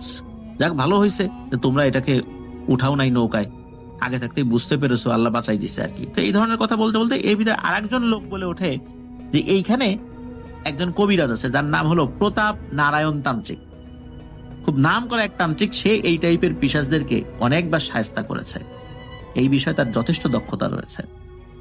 তো এই ধরনের কথাবার্তা হতে হতেই জানা গেল যে একদম কাছাকাছি এই প্রতাপ নারায়ণ তান্ত্রিকের বাড়ি। এই কথা শুনে শাহজাহান মামা খুবই আগ্রহী হয়ে যান, তার কাছে যাবেন, তার ঘটনা শুনবেন। তার কাজ দেখবেন। সবাই তো বাধা দেয়, না রে বাবু তোমার যাওয়ার দরকার কি, তুমি লেখাপড়া করছো, লেখাপড়া করো, ওর কাছে যাই তুমি কি করবা। কিন্তু না, উনি যাবেনই। শেষ পর্যন্ত এই নানা এবং সাথে আরেকজন যিনি আসছিলেন আর কি, উনি বলেন ঠিক আছে ছেলে মানুষ যাক না, একটু ঘুরে আসুক, আমরা ধান টান ভাঙাই। তখন এই শাহজাহান মামা ওই প্রতাপ নারায়ণ তান্ত্রিকের বাড়ির ঠিকানা নিয়ে সেখানে চলে যান। এদিকে ধান ভাঙানো হয়ে গিয়েছে, শাহজাহান মামা আর আসে না। শাহজাহান মামাকে খুঁজতে খুঁজতে ওই প্রতাপ নারায়ণ তান্ত্রিকের বাড়িতে নানা এবং তার বন্ধু যান। যাওয়ার পর দেখেন যে শাহজাহান মামা ওখানেই আছেন। শাহজাহান মামাকে কোনোভাবেই ওখান থেকে আনা যায় না, কোনোভাবেই না, হাজার বুঝিয়েও আনা যায় না, জোর করেও আনা যাচ্ছে না। তখন ওই প্রতাপ নারায়ণ তান্ত্রিক বলেন যে আপনারা চলে যান, কোনো চিন্তা করবেন না, ও আমার কাছে ভালোই থাকবে, ওর কোনো ক্ষতি হবে না, নিশ্চিন্ত মনে থাকেন, আমি কোনো ক্ষতিকর লোক না। কি আর করা, শাহজাহান মামাকে ওখানে রেখেই ওনারা দুজন বাড়িতে চলে আসেন। দীর্ঘ 1.5 বছর উনি বাড়িতে আসেন নাই, যদিও বা বাড়ির লোকজন তার সাথে গিয়ে দেখা করেছেন, কারণ শাহজাহান মামা যেখানে আছেন ওটা তার অপরিচিত জায়গা না। কিন্তু 1.5 বছর উনি বাড়িতে আসেনি নেই। বাড়িতে যখন উনি এসেছেন, আত্মীয় স্বজন অনেকেই মামাকে দেখতে আসছেন। সবাই বলেন যে শাহজাহান এখন কবিরাজ হয়ে ফিরে আসছে। তো শাহজাহান মামা জানান উনি নাকি এই প্রতাপ নারায়ণ তান্ত্রিকের সাথে ভারতের আসামের একটা জায়গায় দীক্ষা নিতে গিয়েছেন কিছুদিনের জন্য, অনেক কিছু শিখে এসেছেন এবং এখন উনি বেশ কয়েকটা শক্তিশালী জিনকেও সাথে নিয়ে এসেছেন, এটা উনি বলেন নাকি সবাইকে। এরপর থেকে ছোটখাটো অনেক সমস্যার সমাধানই মামা করতে থাকেন। দেখা যাচ্ছে যে আল্লাহর রহমতে কাজও হয়ে যায়। লোকের মুখে মুখে এই শাহজাহান মামার কবিরাজি বিদ্যার কথা ছড়িয়ে পড়ে। শাহজাহান মামা ওই ক্লাস 8 পর্যন্তই পড়েছিলেন, এরপরে লেখাপড়া হয়নি, যেহেতু উনি ওই কবিরাজি এটা শিখতে চলে গিয়েছিলেন, আর লেখাপড়া করেনও নাই। উনি কিন্তু সবসময় মানুষের উপকার করার চেষ্টা করতেন, কখনোই মানুষের ক্ষতি করার চেষ্টা করতেন না বা করতেনও না। কোনো মানুষ যদি এসে নালিশ করতো যে কোনো ব্যক্তি তার ক্ষতি করছে, জুলুম করছে, উনি প্রচন্ড ক্ষিপ্ত হয়ে যেতেন এবং ওই মজলুমের পক্ষে দাঁড়াতেন। তো একদিন হয় কি, এক হিন্দু পরিবারের 2 ভাই তার কাছে আসেন এবং বলেন যে একটা বিলের মধ্যে আমাদের অনেকখানি জায়গা আছে, কিন্তু এলাকার প্রভাবশালী আর এক হিন্দু পরিবার ওই জায়গাটা দখল করে রেখেছে। আর যিনি দখল করেছেন মূলত তার নাম হলো রঞ্জন বালা, তিনি এই কাজের নেতৃত্ব দেন। আমরা ফসল ফলাই তখন কিছু বলে না, যখনই ফসল কাটার সময় আসে তখনই জোর করে এই পুরো ফসল তাদেরকে দিয়ে দিতে হবেই, না হলে আমাদেরকে ব্যাপক মারধর করে। তাদের সাথে শক্তিতে আমরা পারি না, এভাবে আর কতদিন জুলুম সহ্য করব। মাথার ঘাম পায়ে ফেলে, রোদে পুড়ে, বৃষ্টিতে ভিজে আমরা ফসল ফলাই, অথচ সেই ফসল নিয়ে যায় এই রঞ্জনবালা, এটা একটা বিহিত করেন। তখন মামা বলেন যে তোমাদের ফসল কি কেটে এখন নিয়ে গিয়েছে? তখন বলেন যে হ্যাঁ নিয়ে গিয়েছে। তখন মামা বলেন যে এখন আর এই বিষয়ে কোনো কথা বলবো না, আমি তাদের কাছে আমার সাবধান বাণী পৌঁছে দেব, তোমরা চলে যাও, যেন এই কাজ ওরা পরবর্তীতে না করে, আর পরবর্তীতে যদি করতে আসেই সাথে সাথে আমাকে জানাবা। মামা কি করেছিলেন, এই রঞ্জনবালাকে মেসেজ পাঠিয়ে দিয়েছিলেন যেন রঞ্জনবালা ভবিষ্যতে অন্য কারো জমি এইভাবে দখল না করে বা অন্য কারো ফসল যেন লুটপাট না করে। কিন্তু রঞ্জনবালা শাহজাহান মামার এই বিষয়টাকে একদম তুচ্ছ তাচ্ছিল্যের সাথে নিয়েছিলেন, বরং আরো কটু কথা বলেছিলেন। যাই হোক, শাহজাহান মামা সেটার কোনো উত্তরও দেন নাই। ওই জমিতে পরবর্তীতে যখন ফসল লাগানো হয়, ধান লাগানো হয়েছিল, ওই ধান তখন পাক ধরেছে আর কি, এমন একটা অবস্থা। তখন এই শাহজাহান মামা ওই 2 জন ব্যক্তিকে খবর পাঠান। ওই 2 জন ব্যক্তি বিভিন্ন সময় এসে তাদের কাজকর্মের তথ্যগুলো বা কতদূর এগিয়েছে এটা জানিয়ে যেতেন আর কি। শাহজাহান মামা বলেন যে যেহেতু পাক ধরেছে, তোমরা একটা কাজ করো, এই ক্ষেতের এক পাশ থেকে ধান কাটা শুরু করো। তো তারা ধান কাটা শুরু করেছে। এই যে রঞ্জনবালা, সে তো চিন্তা করেছে ধান পাকলে না হয় কাটবে, এই অবস্থায় ধান কাটে কেন? তখন এই রঞ্জনবালা আরো কিছু লোকজন নিয়ে আসে, নিয়ে এসে বলে এই খবরদার এখন ধান কাটবি না, পাকার পরে কাটবি, আর সেই ধানও আমি নিয়ে যাব। এই কথা শোনার পর সাথে সাথে এই তথ্যটা জানিয়ে দেওয়া হয় শাহজাহান মামার কাছে যে রঞ্জনবালা এই মাঠে আসছেন। শাহজাহান মামাও ওইখানে চলে আসে। আসার পরে কোনো কথা নাই, রঞ্জনবালাকেও কিছু বলেন নাই, কাউকে কিছু বলেন নাই। শাহজাহান মামা মাটিতে শুয়ে, মাটিতে উনি দাঁত দিয়ে একটা কামড় দেন। কামড় দেওয়ার পরপরই এই রঞ্জনবালা এবং তার সাথে থাকা এই লাঠিয়াল বাহিনী সবাই লাফালাফি শুরু করে দেয়। মনে হচ্ছে তাদের পা পুড়ে যাচ্ছে, এমন গরম কোনো কিছুর উপর তারা দাঁড়িয়েছে, পা পুড়ে যাচ্ছে। ওরে বাবারে মরে গেলাম রে, এই বলতে বলতে চিৎকার করতে করতে তারা ওই মাঠ ছেড়ে দৌড়াতে থাকে। দৌড়ে যে যার বাড়িতে চলে যায়। কেউ কেউ পানিতে গিয়ে ঝাঁপ দেয়। এর পরপরই দেখা যায় এদের সমস্ত শরীরে গুটি বসন্তের মতো এরকম ফোড়া হয়ে গিয়েছে। একদিনের ব্যবধানে রঞ্জনবালা সহ আরো 2 জনের মৃত্যু হয়। মৃত্যুর আগে তারা এত চিৎকার চেঁচামেচি করেছিল যে তাদের আর্তনাদে পাড়া প্রতিবেশীরা কেউই ঘুমাইতে পারত না। কিন্তু কেউ এগিয়েও আসে নাই, কারণ তারা এতটাই জুলুম করেছিল মানুষের উপরে। কি হিন্দু কি মুসলিম সকলের উপর জুলুম করেছে এই রঞ্জনবালা। আর শাহজাহান মামা কিন্তু তার কাছে যেই আসতো ধর্ম বর্ণ নির্বিশেষে, কেউ যদি নালিশ আনতো কেউ কারোর উপর জুলুম করেছে, উনি সেটা সমাধানের চেষ্টা করতেন। উনি রঞ্জনবালার উপর এতটাই ক্ষিপ্ত ছিলেন যে উনি মূলত তাকে ভয়ঙ্কর এক বান মেরেছিলেন। এটাকে বান কামড় বলে। মাটিতে শুয়ে কামড় দিয়েছে, মানে ওদের অবস্থা খারাপ। যারা বেঁচে ছিলেন তখনও শরীরে ফোসকা পড়ে অবস্থা খারাপ। তখন এনাদের আত্মীয় স্বজনরা এনাদেরকে খাটিয়াই করে নিয়ে এসে এই যে শাহজাহান মামা তার হাতে পায়ে ধরে মাপ টাপ চেয়ে কান্নাকাটি করে মাপ নিয়েছিলেন। আর তারাও বলেছিলেন তারা যদি সুস্থ হতে পারেন কখনোই কোনো অবস্থাতেই এই ধরনের কাজে আর কখনো লিপ্ত হবেন না। তো মামা ক্ষমা করে দিয়েছিলেন। উনি ওনার বান ওনাদের তরফ উপর থেকে ফিরিয়ে নিয়েছিলেন। ওনারা আস্তে আস্তে সুস্থ হয়ে যান এবং পরবর্তীতে ওনারা কখনোই কারো উপর এই ধরনের জুলুম করেছেন এই তথ্য পাওয়া যায়নি। তবে ওই রঞ্জনবালা এবং তার সাথে থাকা আরো 2 জন লোক ওনারা মারা গিয়েছিলেন। এই যে শাহজাহান মামা, উনি 2001 সালে মারা গিয়েছেন। উনি এলাকার সকলের কাছেই খুব শ্রদ্ধেয় একজন ব্যক্তি হিসাবে ছিলেন, খুব ভালো মানুষ হিসাবে সকলের কাছেই পরিচিত ছিলেন। প্রিয় লিসেনার্স, এটি ছিল ঘটনা। ধন্যবাদ জানাচ্ছি রাকিবুল হাসান তানিম ভাইকে। আরও একটা ঘটনায় চলে যাব আমরা, এবং এই ঘটনাটা একটা অডিও ক্লিপ। চলুন শুনে আসি অডিও ক্লিপটি। আশা করছি এই অডিও ক্লিপটিও আপনাদেরকে অনেক অনেক আনন্দ দেবে। চলুন শুনে আসি। হ্যালো লিসেনার্স, হ্যালো রাসেল ভাই, আসসালামু আলাইকুম। আশা করি সবাই ভালো আছেন, ভালোর দলে আছেন। আজকে যে ঘটনাটা আমি শেয়ার করব সেটা রংপুর জেলার একটি ঘটনা। যিনি আমাকে ঘটনাটা পাঠিয়েছেন তার নাম ঠিকানা আমাকে বলতে মানা করেছেন, তো আমি তার নাম ঠিকানা কোনো কিছুই জানাবো না। ঘটনার প্রেক্ষিতে আমি যে নাম এবং চরিত্রগুলো ব্যবহার করব সবগুলোই ছদ্মনাম। তো শুরু করছি ঘটনাটি। ঘটনাটি রংপুর জেলার তিস্তা নদীর চরাঞ্চলে অবস্থিত একটি গ্রাম, প্রায় জনমানব শূন্য, যার নাম ছিল ভূতের চর। এই নামটি এমনি এমনি আসেনি। স্থানীয়দের মুখে মুখে প্রচলিত ছিল যে প্রায় 150 বছর আগে এক ইংরেজ নীলকর সাহেব, তার নাম ছিল মিস্টার হিগিন্স, এই চরাঞ্চল তার কুঠির বাড়ি তৈরি করেছিলেন। হিগিন্স সাহেব ছিলেন অত্যন্ত নিষ্ঠুর।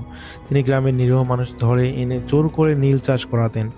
একদিন এক গ্রাম্য বধূকে ধর্ষণ করে হত্যার পর গ্রামের মানুষ বিদ্রোহী হয়ে ওঠে এবং হিগিন্স সাহেবকে তার প্রিয় কালো ঘোড়া ডার্ক হর্সের পিঠে বসিয়ে জীবন্ত পুড়িয়ে মারে।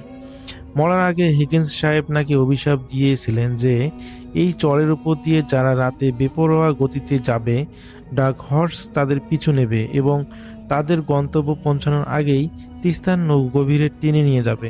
লোকমুখে রটে আসে যে অমাবস্যার রাতে তিস্তার চরের উপর দিয়ে নাকি সেই ডার্ক হর্সের খুরের শব্দ শোনা যায়। এখানে হিগিন্স সাহেব হচ্ছেন সেই সময় হিগিন্স এবং তার হলো একটা ঘোড়াকে পুড়িয়ে মারা হয় এবং পুড়িয়ে মারার পরবর্তীতে তিনি একটা অভিশাপ দিয়ে যান যে এ রাতে যারা বেপরোয়াভাবে চলাফেরা করবে, অসাবধানতাভাবে চলাফেরা করবে, তাদেরকে সে তার ঘোড়াটা তাকে ধাওয়া করবে, এই জিনিসটা বুঝাইছেন আর কি। যাই হোক, তো 2021 সালের ঘটনা। ঢাকার বাসিন্দা তরুণ ব্যবসায়ী রিদওয়ান তার নতুন কেনা জিপ গাড়ি নিয়ে রংপুরে এসেছিল একটি কাজের জন্য। তার গ্রামের বাড়ি যদিও রংপুরেই, কিন্তু সে শহরেই বড় হয়েছে, তাই এসব লোককথা তার কোনো বিশ্বাস ছিল না। কাজের কারণে সেদিন তার ফিরতে অনেক দেরি হয়ে গিয়েছিল। রাত তখন প্রায় 2টা। মোবাইলে নেটওয়ার্ক নেই, আর গুগল ম্যাপেও কাজ করছে না। হঠাৎ করে তার নিরুপায় হয়ে সে এক স্থানীয় রিক্সা চালকের পরামর্শ নিল যে সাহেব, যদি সেই লোকটি বলল যে সাহেব, যদি তাড়াতাড়ি ফিরতে চান তবে তিস্তার চরের উপর দিয়ে যে নতুন রাস্তা করা আছে ওটা দিয়ে যান। যদিও রাতের বেলা কেউ যায় না, কিন্তু অনেক শর্টকাট। রিক্সা চালকটি ভূতের চরের নাম শুনেই মুখে কালো করে ফেলেছিল। এখন কি করার, কারণ তাকে অনেক রাত হয়েছে, শর্টকাটে যেতে হবে। তো হৃদয় নিজের সাহসের উপর ভর করে সেই চরের রাস্তা ধরলো। রাস্তাটি ছিল বালুময় এবং দুই পাশে ঘন কাশবন, চারিদিকে অন্ধকার আর গভীর নীরবতা। জিপের হেডলাইটের আলোয় শুধু সামনের রাস্তাটা দেখা যাচ্ছিল। সে যখন চরের প্রায় মাঝামাঝিতে পৌঁছেছিল, তখন হঠাৎ করে জিপের ইঞ্জিনটা এক অস্বাভাবিক রকমের ঘড়ঘড় করে শব্দ করলো। গাড়িটি কোনো কারণ ছাড়াই ধীরে ধীরে গতি হারাতে লাগলো। যে গাড়িটা নতুন এবং অনেক দ্রুত যাওয়ার কথা, সেই গাড়িটা মনে হচ্ছে এত কচ্ছপের গতিতে যাচ্ছে। তো ঠিক সেই মুহূর্তে রিদওয়ান তার লুকিং গ্লাসে তাকিয়ে যা দেখলো তাতে তার স্পন্দ থেমে যাওয়ার উপক্রম। সে দেখলো তাদের জিপের ঠিক পিছনে কুয়াশার ভেতর থেকে একটা কালো ঘোড়া তীব্র গতিতে তার দিকে ছুটে আসতেছে। ঘোড়ার পেটে কোনো সাওয়ারি নেই, কিন্তু তার চোখগুলো থেকে যেন লালচে আগুন বের হচ্ছে। ঘোড়ার খুরের শব্দ বালুময় পথে নয়, যেন লোহার পাতে বাড়ি মারার মতো আওয়াজ করতেছিল। রিদওয়ান ভয় পেয়ে অ্যাক্সিলেটারে চাপ দিল দ্রুত গতি বাড়ানোর জন্য, কিন্তু সেই কালো ঘোড়াটি কোনোভাবেই পিছু হটছিল না এবং জিপের কাছাকাছি চলেই আসতেছিল। ঘোড়াটি যখন জিপের ঠিক পাশে চলে এলো, তখন রিদওয়ান তার জানালার কাছের ভিতর দিয়ে ঘোড়াটিকে স্পষ্ট দেখতে পেল। ঘোড়াটার শরীর থেকে চামড়ার গন্ধ আসতেছিল। রিদওয়ান খেয়াল করলো ঘোড়াটির গায়ে কোথাও কোথাও যেন জ্বলন্ত কয়লার মতো আগুন জ্বলতেছে। ঠিক তখনই জিপের ইঞ্জিনের ভিতর থেকে একটা তীব্র ঘোড়ার চিচি ডাক শোনা গেল, যেন কোনো ঘোড়াকে জীবন্ত পুড়িয়ে মারা হচ্ছে। রিদওয়ান তখন বুঝতে পারলো এটি সেই অভিশপ্ত ডাক হর্স যেটা হিগিন্সের ঘোড়া ছিল। তো ভয়ে রিদওয়ান আর কোনো দিকে খেয়াল না করে জিপের গতি বাড়াতেই থাকলো। সে যখন চরের শেষ সীমানায় পৌঁছানোর কাছাকাছি পৌঁছালো, তখন হঠাৎ দেখতে পেল তার সামনে রাস্তাটা আর নেই। সেটা সরাসরি তিস্তা নদীর পাড়ে গিয়ে শেষ হয়েছে। রিদওয়ান পাগলের মতো ব্রেক চাপলো, কিন্তু ব্রেক কোনো কাজ করলো না। জিপটি নিয়ন্ত্রণ হারিয়ে সরাসরি খাড়া পাড়ের দিকে ধাবিত হতে থাকলো। ঠিক সেই মুহূর্তে রিদওয়ান অনুভব করলো তার জিপের পিছনে কেউ একজন উঠে বসেছে। জিপের ছাদের উপর থেকে একটা বিকট হাসি ভেসে এলো, যা শুনে রিদওয়ানের মাথার চুল খাড়া হয়ে গেল। সেই হাসির সাথে সাথে একটা ভাঙা ভাঙা ইংরেজি শোনা গেল, you thought you could outrun my horse, did not you boy. এখানে তিনি বুঝাইছিলেন যে এই বাইরে বের হয়েছে কেন? তোমার বাইরে বের হওয়া উচিত হয়নি বালক, তোমাকে এখন এই নদীতে মরতে হবে। রিদওয়ান পুনরায় তার আয়নার দিকে তাকালো। তার জিপের পিছনে আসলে সেই কালো ঘোড়াটি দাঁড়িয়ে আছে, আর ঘোড়ার পিঠে বসে আছে একজন ছাই রাঙা মানুষ, যার পরনে ব্রিটিশ আমলের পোশাক। লোকটার চোখের জায়গায় দুটো গর্ত, যেখান থেকে লাল আগুন বের হচ্ছে। সেই লোকটা মিস্টার হিগিন্স, তার হাত দিয়ে জিপের স্টিয়ারিং ধরেছিল। রিদওয়ান জ্ঞান হারানোর আগে শুনতে পেল জিপটি সশব্দে তিস্তার গভীর জলের দিকে ধাবিত হচ্ছে। পরের দিন সকালে স্থানীয় জেলেরা তিস্তা নদীর চরে রিদওয়ানের দুমড়ানো মুচড়ানো জিপটি খুঁজে পায়, কিন্তু রিদওয়ানের কোনো দেহাবশেষ সেখানে ছিল না। পরে অনেক খোঁজাখুঁজির পর সেই রিদওয়ানকে খুঁজে পায় একটা বালুময় জায়গায়। সে চিত হয়ে শুয়ে আছে, অজ্ঞান হয়ে। পরবর্তীতে মানুষজন তাকে উদ্ধার করে এবং রংপুর হাসপাতালে তাকে নিয়ে যাওয়া হয়, এবং রংপুর হাসপাতালে নিয়ে যাওয়ার পর যখন সে সুস্থ হয়, তখনই তার কাছ থেকে এই ঘটনাটা শোনা যায়। এটা ওই সময়ের 2021-এ যে ঘটনা ঘটেছিল, সেই সময়ে ওখানকার মানুষের ভূতের চরের ওখানকার মানুষের কাছে এই ঘটনাটা মুখে মুখে প্রচলিত। ওখান থেকে অনুপ্রেরণাত হয়ে একজন শোনার পর আমাকে শেয়ার করেছেন। তো যেহেতু তার নাম আমাকে বলতে মানা করেছেন, যার কারণে আমি তার নাম বলতেছি না। তো এই ছিল ঘটনা। আমি জানি না ঘটনাটা কতটুকু ভয়ঙ্কর ছিল, তবে ঘটনাটা মোটামুটি ইন্টারেস্টিং ছিল আমার কাছে মনে হচ্ছে। যাই হোক, এই ছিল ঘটনা। যদি ভালো লেগে থাকে অবশ্যই কমেন্ট করে জানিয়ে দেবেন। সবাই ভালো থাকবেন, সুস্থ থাকবেন এই প্রত্যাশায়। আল্লাহ হাফেজ। আমরা চলে যাব আমাদের পরবর্তী অতিথির কাছে। আপনার নামটা প্লিজ একটু বলবেন, আপনি কোথা থেকে এসেছেন সেটা বলবেন, তারপরে আপনার ঘটনায় যাব। আসসালামু আলাইকুম, আমার নাম শাকিল, আমার বাসা লক্ষ্মীপুর। তো আমার ঘটনাটা ঘটে আমাদের সাথে 2017-তে, 17 লাস্ট মাঝামাঝি বর্ষা ওইরকম একটা সময়। তো আমরা 2016-তে বাসা চেঞ্জ করি। আমরা যে বাসাটায় উঠি ওই বাসাটা পুরোপুরি নতুন করা, আমরাই প্রথম বাসাটায় উঠি। আমাদের বাসাটা ছিল 3 তলায়। তো এই ফ্লাইটে আমাদের আগে আর কেউ উঠে নাই। আমাদের বাসার বর্ণনাটা হচ্ছে, আমাদের বাসার হচ্ছে মোড়ে একটা 3 রাস্তার মোড়, ওই মোড়ের মধ্যেই আমাদের বাসাটা। তো বাসার আগে আছে একটা কবরস্থান, একবারে আমার রুমের সাথে কবরস্থানের পরে হচ্ছে রোড, আর রোডের আগে কবরস্থান, তারপরে আমার বাসাটা। তো রোডের অপর পাশে আরেকটা অনেকগুলো বিল্ডিং হচ্ছে হাউজিং স্টাইলে, এখনো কমপ্লিট হয় নাই ওইরকম অবস্থা। তো ওই বাসায় উঠার প্রায় 1 বছর পরে আমার একটা ছোট বোন হয়। তো আমার বোনকে হসপিটাল থেকে বাসায় আমার প্রায় 1 মাস পরে আমার রুমে, যে কর্নারে বলছিলাম যে রুমে আমার রুমের সাথে কবরস্থান, ওই রুমে আমার আম্মু আমার বোনকে নিয়ে আমার রুমে ছিল। আমিও পাশে শুয়ে শুয়ে ফোন টিপতেছি। তখন সন্ধ্যা টাইম, মাগরিবের আজান হবে তার একটু আগে আমার আম্মু আমার রুমে আসে ছোট বোনকে নিয়ে। তো ওইখানে থাকে, আমি ফোন টিপতেছিলাম। নিচে রোডের মধ্যে বাচ্চারা খেলাধুলো করে। তখন ছিল বর্ষাকাল, হালকা হালকা বৃষ্টি হচ্ছে। তো সন্ধ্যার মাগরিবের আজান হওয়ার পরেই বাচ্চারা চলে গেছে, কিন্তু 3 তলার বাসা হওয়ার চারপাশে একটু খালি, যার কারণে একটু অন্ধকার হইতে একটু লেট হইতেছিল। তখন মানে মাগরিবের নামাজ প্রায় শেষ। তো ওই সময়টার মধ্যে হঠাৎ করে আমার আম্মু রুমে জানালা দিয়ে বাইরে তাকায় আছে।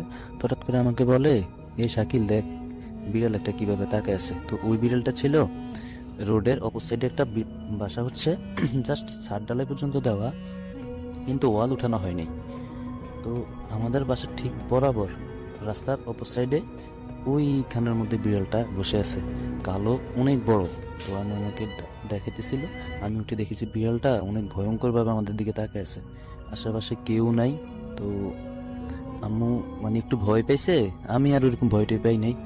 তো আম্মু ছোট বোনকে নিয়ে ওনার রুমে চলে গেছে, আমার রুমে চলে গেছে। নিয়ে যাওয়ার ঠিক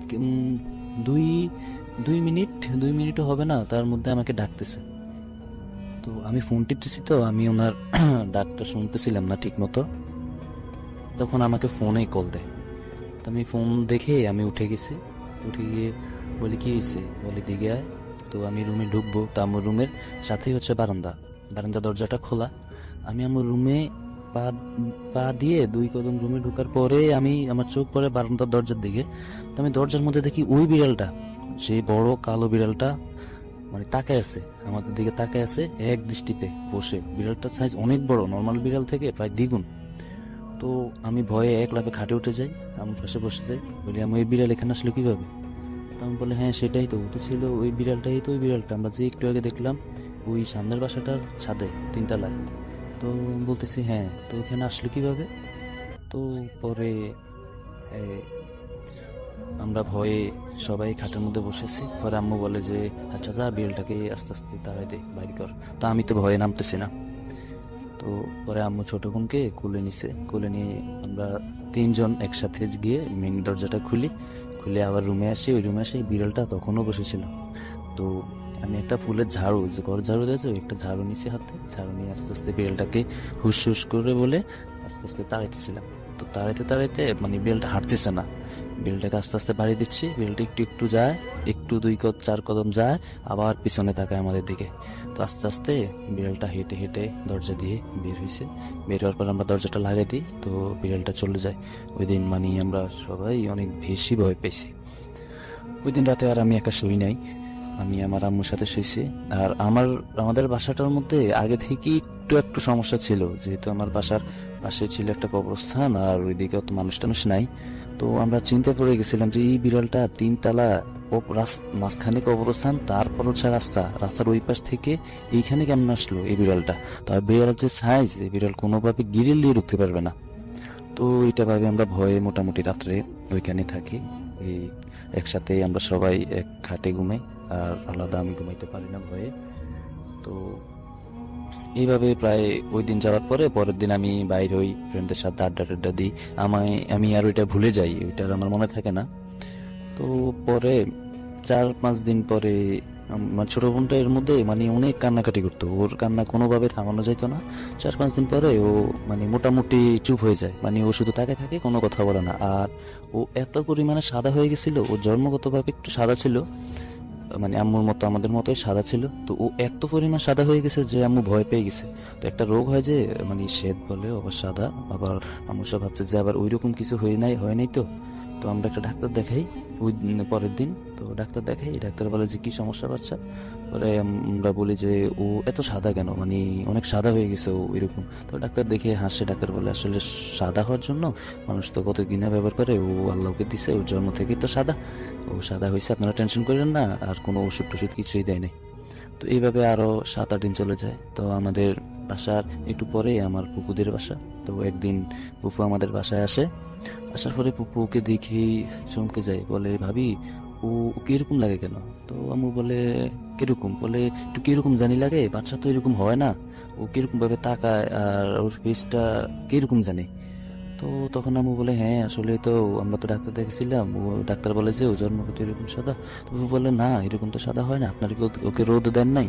তো আম্মু বলে হ্যাঁ ওর তো শরীরে তেল দিই, রোদে টোদে তো সবসময় দিই, বাচ্চাদেরকে নাকি রোদে রাখতে হয়, তো এরকম সবই নর্মাল। কিন্তু মানে ফুফুর কথায় আম্মু অনেক ভয় পেয়ে গেছিল। তো আমাদের এখানে একটা ডাক্তার আসে ঢাকা থেকে, সপ্তাহে একদিন আসে। তো পরের দিনই ওই ডাক্তারটা আসবে, ওইরকম একটা ডেট। তো আমি তাড়াতাড়ি বাজারে গিয়ে ওইখানে একটা সিরিয়াল দিয়ে দিই ডাক্তারের। পরের দিন ডাক্তারের কাছে যায় আম্মু। তো ডাক্তার ওকে দেখেই বলে যে আপনারা কি পাগল হয়ে গেছেন, ওকে আরো আগে ডাক্তার দেখানো দরকার ছিল, ও তো মানে নাকি রক্ত বলে, যাই হোক ওর নাকি শরীরে রক্ত অনেক কমে গেছে, আরো কি কি সমস্যা হয়ে গেছে, বলে যে ও তো এখন রিক্স অবস্থায় আছে, আমি আমার যথেষ্ট চেষ্টা করতেছি, ওকে ইমার্জেন্সি থেরাপি দিতে হবে। কি একটা থেরাপি আছে, আমি ভুলে গেছি থেরাপিটার নাম, একটা গ্লাসের মধ্যে একটা আলো থাকে নীল কালারের, ওইটার মধ্যে। তো ওকে 72 ঘন্টার ওই থেরাপিটা দেওয়া হলো আর কি হসপিটাল থেকে। তো ওই ডাক্তারটা হসপিটালের একটা ডাক্তারকে বুঝে দিয়ে যায়, উনি তো চলে গেছে আবার ঢাকায়। আর ফোনে কন্ট্যাক্ট হইতো ডাক্তারের সাথে, হসপিটালের সাথে, ও আমার ছোট বোনের খোঁজখবর নিত। তো ওকে প্রায় 72 ঘন্টা ওই থেরাপিটা দিতে হয়, শুধু ওর খাওয়ার সময় 10 মিনিটের জন্য বাইর করা হতো, আবার থেরাপির মধ্যে। এইভাবে প্রায় 3 দিন 72 ঘন্টা যাওয়ার পরে ও মোটামুটি আগের মতো সাদা নাই, মোটামুটি একটু ঠিক হয়। তো ওকে আমরা বাসায় আনার পরে আমার ফুফু আসি বলে যে ভাবি একটা হুজুরের কাছে যান, এইভাবে কিছু হবে না। তো এর মধ্যে আবার ডাক্তার বলছিল কি দেখেন ও যদি আবার এরকম সাদা হয়ে যায়, ওকে আবার থেরাপি দিতে হবে, তবে ওর জীবন একটু রিস্ক আছে, তো বাচ্চা মানুষ এরকম ওষুধ দেওয়া যাচ্ছে না, যদি এরপরে যদি একটু অন্যরকম হয় তাহলে আপনারা ঢাকায় কোনো ভালো ডাক্তার দেখেন, কোনো হসপিটালে নিয়েন, আমার পক্ষে আর কিছু করা মনে হয় সম্ভব না। তো আমরা পুরা মানে সবাই কান্নাকাটি, সবাই অনেক ভয় পেয়ে গেছিল। তো আমার ফুফু বলে যে একটা হুজুর দেখান ভালো। তো আমাদের এলাকায় একটা বাড়ি আছে যারা ফিরাউলিয়া, ওইরকম ওনাদের নাতিরা ছেলেরা এখনো অনেক ভালো হুজুর, অনেক পড়ালেন ওনারা। তো আমরা ওই বাড়িতে যাই ছোট বোনটাকে নিয়ে, যাওয়ার পরে হুজুরকে দেখে, হুজুরকে দেখিয়ে বলে ওর উপর তো খুব খারাপভাবে নজর আছে। তো কি হয়েছিল, কোনো মানে অস্বাভাবিক কিছু কি হয়েছিল বা এমন কিছু? তো আমাদের ওইরকম ওই বিড়ালটার কথা আমাদের একটুও মনে নেই। তো অনেকক্ষণ পরে আমরা বলি না এরকম কিছু হয় নাই। পরে হঠাৎ করে আমরা বলছি হ্যাঁ একদিন সন্ধ্যায় এরকম বিড়ালের ওই ঘটনাটা বলার পরে হুজুরকে বলছে হ্যাঁ যাইভাবেই হোক, বিড়াল দিয়ে হোক আর যেমনি ওর উপর অনেক খারাপভাবে আসর আছে। তো হুজুর বলে যে আমি আপনাদের বাসায় যাইতে চাই। তো আম্মু বলে যে আচ্ছা ঠিক আছে তাহলে আপনি এখনই আসেন। তো হুজুর বলে যে আমি কালকে যাই। তো আমি বলছে না আসলে ও এক রাতে কি হয় আমরা তো জানি না, আপনি একটু আসেন, আমার মেয়েটার অবস্থা নাকি অতটা ভালো না। তো হুজুরকে আমাদের সাথে করে আমাদের বাসায় নিয়ে আসি। আসার পরে হুজুর 10-15 মিনিট বাসায় হাঁটাহাঁটি করলো। হাঁটাহাঁটি করে হুজুর বললো যে আমি কালকে আসতে হবে, আমি এখন এইভাবে দেখে কিছু বলতে পারবো না। তো এটা বলে হুজুর চলে গেছে। যাওয়ার পরে আবার কালকে আসার পরে হুজুর বাসায় ঢুকেই কোনো কথা বলে নাই, বাসায় ঢুকেই অনেক পানি ছিটাচ্ছিল। তো হুজুর তাবিজ নিয়ে আসে আমাদের বাসায়, এই লাস্ট কর্নারে 2 পাশে 2টা তাবিজ লাগায়, আর আম্মুর রুমের 2 পাশে 2টা তাবিজ লাগায়। আমার রুম যে কবরস্থানের কোনাটা ওইখানে আর হুজুর তাবিজ লাগায় নাই। তো আমরা জিজ্ঞেস করে ঘর বন্ধ করলে তো 4 কোনায় তাবিজ লাগাইতে হয়, আপনি ওই রুমটা বাদ দিয়ে দিলেন কেন? তো হুজুর বলতেছে যে আসলে ওই রুমে তাবিজ লাগানোর মতো ক্ষমতা আমার নাই, আর আপনারা তো নতুন আসছেন বাসায়, বলতেছে আপনারা তো নতুন আসছেন এই বাসায়, আপনারা জানেন না আমরা ছোটবেলা থেকেই তো এই এলাকায় আসি, আমরা জানি আসলে এই বাড়িটা করার সময় ওনার সামনের বাড়ির মুখে জায়গা ছিল না, যার কারণে ওইখানে কবরস্থান ছিল। তো পুরাটাই ছিল লম্বা করে কবরস্থান। এই বাড়ির মালিক প্রভাব খাটাই এখানের মানে কবরস্থানের একটু জায়গা কিনে নেয়, প্রায় 12 ফিটের মতো জায়গা লম্বা। ওই 12 ফিট জায়গা কিনে ওই 12 ফিট সহ বাসা উঠায় আর কি, যার কারণে ওই জায়গাটা সম্পূর্ণ আমার রুমেই। তো বলে যে এইখানে তাবিজ লাগানোর কোনো দরকার নেই, এটা কবরস্থান, এইখানে খারাপ কিছু থাকবে না, এখানে কবরস্থান, এই জায়গাটা সেফ। তবে কবরস্থান যে ভালো তাই বলে যে আপনারা কবরস্থানের উপর বসবাস করবেন এইটা তো ঠিক না। এখানে আপনারা যেহেতু বাসা থাকেন সবসময় তো আর ফাঁক পবিত্রই থাকেন না, যার কারণে ছোটখাটো একটু সমস্যা হইতে পারে, এটা কোনো সমস্যা না, অ্যাডজাস্ট করে নিলেই হলো। তবে আপনারা বাসাটা ছেড়ে দিলে ভালো হয়, কারণ কবরস্থান থেকে একটু দূরত্বে বসবাস করা ভালো, মানে বাসস্থান করা ভালো, কবরস্থান উপরে তো বাসস্থান করা ভালো না। তো আম্মু বুঝলো ব্যাপারটা আর বলছে যে ওকে বাসা থেকে যাতে বাইরে না হয়, একটু টাইম লাগবে ঠিক হইতে। তারপরে প্রায় 2-3 মাসের বেশি আর আম্মুকে ওই রুম থেকে বাইর করে নেই। আমাদের রুমে আবার রোগ টোদ আসতো, এখানে ওকে রাখা হইতো, এইভাবেই ও মোটামুটি নর্মাল হয়। পরে আমাকে হুজুরে আরো অনেকদিন পরে আমার মানে রুমে হালকা পাতলা সমস্যা হইতো, তো ও যখন সুস্থ হয় 2-3 মাস পরে ও পুরা নর্মাল হয়ে যায় সেম আগের মতো। তখন আম্মু মানে হুজুরকে ধন্যবাদ দেওয়ার জন্য বা শুকরিয়া আদায় করার জন্য হুজুরদের এখানে ইতিমখানা আছে, হুজুরদের ওই ইতিমখানায় আমরা কিছু দান করি, খুশি হয়ে আমাদের উপকার হয়েছে জন্য। তো ওইখানে যাওয়ার পরে হুজুর আমাকে পার্সোনালি ডাকলো, মানে আলাদাভাবে ডেকে নিয়ে বলছে যে আসলে দেখো তোমরা তো ইয়াং জেনারেশন, কিভাবে থাকো কিভাবে শো ঘুমাও সেটা তো আমি জানি না, তবে অপবিত্র অবস্থায় তোমার রুমে এরকম ভাবে শুইও না, থাকিও না, নিচে তো কবরস্থান, উপরে ইয়াং বয়সের হয়তো বা উল্টাপাল্টা যদি কিছু হয়, উল্টাপাল্টা কিছু করো তাহলে হয়তো বা তোমার সমস্যা হইলেও হইতে পারে, তবে তুমি একটু সেফ থাকিও। তারপরে আমরা মোটামুটি এই বাসাটা ছেড়েই দিই, ওইখানে আর থাকি না। এই হচ্ছে আমার ঘটনা। রাইট, আমাদের সঙ্গে আছেন আপনাদের প্রিয় আফনান ভাই, এবং আফনান ভাইয়ের ঘটনা শুনবো আমরা আজকে, এবং আশা করছি যে আফনান ভাইয়ের ঘটনা যেরকম আপনাদের পছন্দ সেরকম আজকেও অনেক বেশি ভালো লাগবে। চলুন শুনে আসি আফনান ভাইয়ের ঘটনা। থ্যাংক ইউ রাসেল ভাই। আজকে শুরু করব একজন রেমিটেন্স যোদ্ধা ভাইয়ের পাঠানো ঘটনা দিয়ে, যার নাম ওয়াদুদ। উনি বর্তমানে সংযুক্ত আরব আমিরাতে রয়েছেন। ওনার বাড়ি হবিগঞ্জ জেলার বাহুবল উপজেলার সাতকাপন ইউনিয়নের লালটিলা বাজারে। ঘটনাটি ঘটে 2011 সালের নভেম্বর মাসে। ঘটনাটার স্থান এই হবিগঞ্জের বাহুবলের পূর্ব দিকে অবস্থিত লালটিলা বাজার থেকে প্রায় 8 থেকে 10 কিলোমিটার পূর্ব দিকে একটি পাহাড়কে কেন্দ্র করে। ওখানে মূলত 2টি পাহাড় রয়েছে। 2টি পাহাড়কে ঘিরে অনেক ভয়ঙ্কর ঘটনা প্রচলিত রয়েছে। এর মধ্যে একটির নাম হচ্ছে কালীগজিয়া টিলা, অপরটির নাম হচ্ছে মহাদেব টিলা। এই 2 টিলার মধ্য দিয়ে বয়ে গেছে ছোট্ট একটি ছড়া বা নদী। তো আমরা প্রথম যে টিলাটির কথা শেয়ার করব এটা হচ্ছে মহাদেব টিলার ঘটনা, বা ওইখানে যে ঘটনাটি ঘটেছিল। মহাদেব টিলাটি অনেক উঁচু একটি টিলা, অনেক গাছপালা দিয়ে বেষ্টিত। টিলার ঢালুর মধ্য অংশে বিশাল বড় একটি বেলগাছ রয়েছে, যেটা লাল কাপড় দিয়ে মোড়ানো রয়েছে। ওই গাছে অনেকগুলো লাল লাল ফিতা ঝুলানো রয়েছে। বেলগাছের নিচে ছোট একটি মূর্তিও রয়েছে। ওই মূর্তির সামনে সবসময় বিভিন্ন ধরনের খাবার রাখা থাকে। জায়গাটি পাহাড়ে হওয়ার কারণে ওইখানে আসলে কে কখন আসে যায়, কে এটা করে রাখে, এটা ওইভাবে আসলে দেখা যায় না, খুব একটা নজরে পড়ে না, পড়লেও কেউ ওইভাবে আসলে খেয়ালও করে না। আশেপাশের অনেক গ্রামের মানুষই ওই পাহাড়ে গরু চড়াতে নিয়ে যায়। একদিন পাশের একটি গ্রামের একজন ব্যক্তি তার গরুকে ওখানে চড়াতে নিয়ে যায়। তার নাম ফারুক মিয়া। উনি অতি দরিদ্র পরিবারের একজন মানুষ। ওনার বয়স ওই সময় ছিল 45 বছর। ওনার 3 ছেলে 1 মেয়ে। ছেলেগুলি প্রায় বড় হয়ে যাওয়ার কারণে ছেলেরা অন্যের জমি বর্গা নিয়ে চাষাবাস করতো আর কি। উনি 6 থেকে 7টা গরু লালন পালন করতেন, ষাঁড় গরু। ওইগুলো কুরবানি ঈদের আগে বিক্রি করে বেশ ভালো অঙ্কের টাকা পেতেন। সেই টাকা দিয়ে আরো কিছু গরু কিনতেন এবং বাকি টাকা উনি ওনার সংসারে ব্যয় করতেন। মোটামুটি চলছিল ভালোই আর কি। উনি প্রতিদিন সকাল 8টার দিকে ভাত খেয়ে রওনা হতেন, পাহাড়ে গিয়ে গরুগুলো ছেড়ে দিয়ে উনি বাড়ির রান্নার জন্য লাকড়ি বা খড়ি সংগ্রহ করতেন। এরপর জমিতে, ওনার যে জমি ছিল বাড়ির পাশে আর কি, ওখানে বেড়া দেওয়ার জন্য বাঁশ বা গরুকে রাত্রে খাওয়ানোর জন্য কিছুটা ঘাস, এইগুলো জোগাড় করার চেষ্টা করতেন আর কি। আসরের টাইমে উনি গরুগুলোকে একত্র করে বাড়ির উদ্দেশ্যে রওনা হতেন।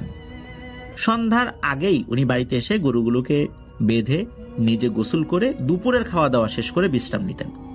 সন্ধ্যার দিকে খেতেন দুপুরের খাবার, যার কারণে ওনার কিন্তু এই গ্যাস্ট্রিকের সমস্যা হয়ে গিয়েছিল, মাঝে মাঝে বুকে পেটে ব্যথা হতো আর কি। তো প্রতিদিনের মতো একদিন উনি গরু নিয়ে পাহাড়ে গিয়েছেন। গরুগুলো ছেড়ে দিয়ে উনি কিছু লাকড়ি জোগাড় করেন, বেড়া দিতে হবে, আবার রান্নার জন্য লাকড়ি সংগ্রহ করতে হবে। সূর্য দেখে বুঝতে পারলেন দুপুর 12টার মতো হয়ে গেছে হয়তো। শরীর খুব ক্লান্ত লাগছিল ওনার, তাই ভাবলেন যে গরুগুলো তো ঘাস খাচ্ছেই, আমি একটু বিশ্রাম করি। উনি একটি গাছের নিচে বসে পড়েন, ঘুমিয়েও পড়েন। হঠাৎ ওনার ঘুম ভাঙে বড় কোনো কিছুর একটার শ্বাস প্রশ্বাসের শব্দে। উনি মনে করেছেন ওনার আশেপাশে জঙ্গলে হয়তো কোনো ষাঁড় গরু আছে, ওইটাই ওরকম করছে। এটা মনে করার কারণও রয়েছে, কারণ হচ্ছে ওই পাহাড়ে আশেপাশে আরো বেশ কয়েকটি যে গ্রাম রয়েছে, সেই গ্রামের মানুষগুলো কিন্তু তারা তাদের গরু ছাগল এগুলো চড়ানোর জন্য নিয়ে আসতো।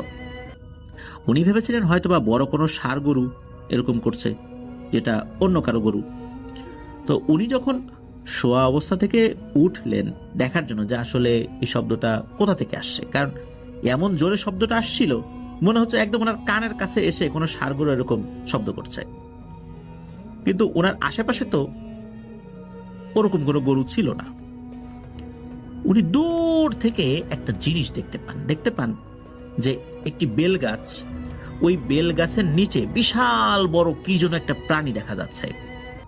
প্রাণীটি কালো রঙের, সে উল্টো দিকে ঘুরে খুব মজা করে কিছু একটা চিবিয়ে চিবিয়ে খাচ্ছে, আর ওইটার শ্বাস প্রশ্বাসের শব্দই ওইরকম জোরে জোরে শোনা যাচ্ছে। প্রথমে উনি ভেবেছেন কোনো হাতি নাকি, যেহেতু বিশাল বড়। উনি জানতেন যে ওই বেলগাছটিতে অনেক ভয়ের ঘটনা ঘটার রেকর্ড রয়েছে। ওই বেলগাছটি থেকে উনি প্রায় 150 থেকে 200 মিটার দূরত্ব অবস্থান করছিলেন আর কি। ওনার বিশ্বাস ছিল যে কোনো ভয়ের ঘটনা ঘটলে ওই ঘটনাটি ভালো করে যাচাই বাছাই করতে হয়, তা না হলে হয়তোবা মনের মধ্যে যে ভয়টা থেকে যায়, এই ভয়ের কারণেই মানুষ মারা যেতে পারে। তো উনি চিন্তা করলেন যে এটি আসলে কি, দেখে তো দূর থেকে ভয় লাগলো প্রথমে, এখানে তো হাতি আসার কথাও না। উনি কি করেছেন, একটু একটু করে সামনে এগিয়ে গিয়ে গাছের পাতার ফাঁক ফোকর দিয়ে উনি দেখার চেষ্টা করছিলেন জিনিসটা কি, সে কি করছে। আসলে উনি যেটাকে হাতি মনে করেছিলেন এটা কোনো হাতি ছিল না। ওইটার লেজটা বিশাল বড় ছিল, অনেক লোমশ একটা প্রাণী, মুখটা অনেকটা শেয়ালের মতো, কিন্তু একদম শেয়ালও না। আমার মনে হলো যে শেয়ালই, কিন্তু বড় একটি হাতির সমান। এত বড় শেয়ালকে হয় নাকি? ওইটা কোনো একটা জিনিস খাচ্ছে, কি যে খাচ্ছে এইটা উনি বুঝতে পারেন নাই। উনি ওই প্রাণীটিকে দেখার পরে বুঝতে পারলেন যে ওই প্রাণীটিও মনে হলো বুঝতে পেরেছে আড়াল থেকে কেউ তাকে দেখছে। হঠাৎ করেই ওই প্রাণীটির শ্বাস প্রশ্বাসের শব্দও থেমে যায় আর খাওয়াও থেমে যায়। প্রাণীটা ঘাড় ঘুরিয়ে একটু পাশে তাকায়, ঠিক যেই পাশে এই ফারুক মিয়া পাতার আড়াল থেকে ওই প্রাণীটিকে দেখছিলেন। প্রাণীটা যখন মাথা ঘুরিয়ে ফারুক মিয়ার দিকে তাকায়, তখন ফারুক মিয়ার সাথে 10 থেকে 12 সেকেন্ড ওই প্রাণীটার চোখাচোখি হয়। ফারুক মিয়া দেখলেন ওই প্রাণীটার চোখ দুটো ভয়ঙ্কর রকমের লাল, মনে হচ্ছে ওই চোখের কোনো মনি নাই, পুরোটাই লাল, দিনের বেলাতেও জল জল করছে। 10 থেকে 15 সেকেন্ডও না, হয়তো 10 থেকে 12 সেকেন্ড এরকম আর কি চোখাচোখি যখন হলো, ফারুক মিয়াও বুঝতে পারলেন যে এই প্রাণীটাকে যে কেউ দেখছে এটাও ওই প্রাণীটা আশা করে নাই। প্রাণীটাও বেশ হতভম্ব হয়ে গিয়েছে।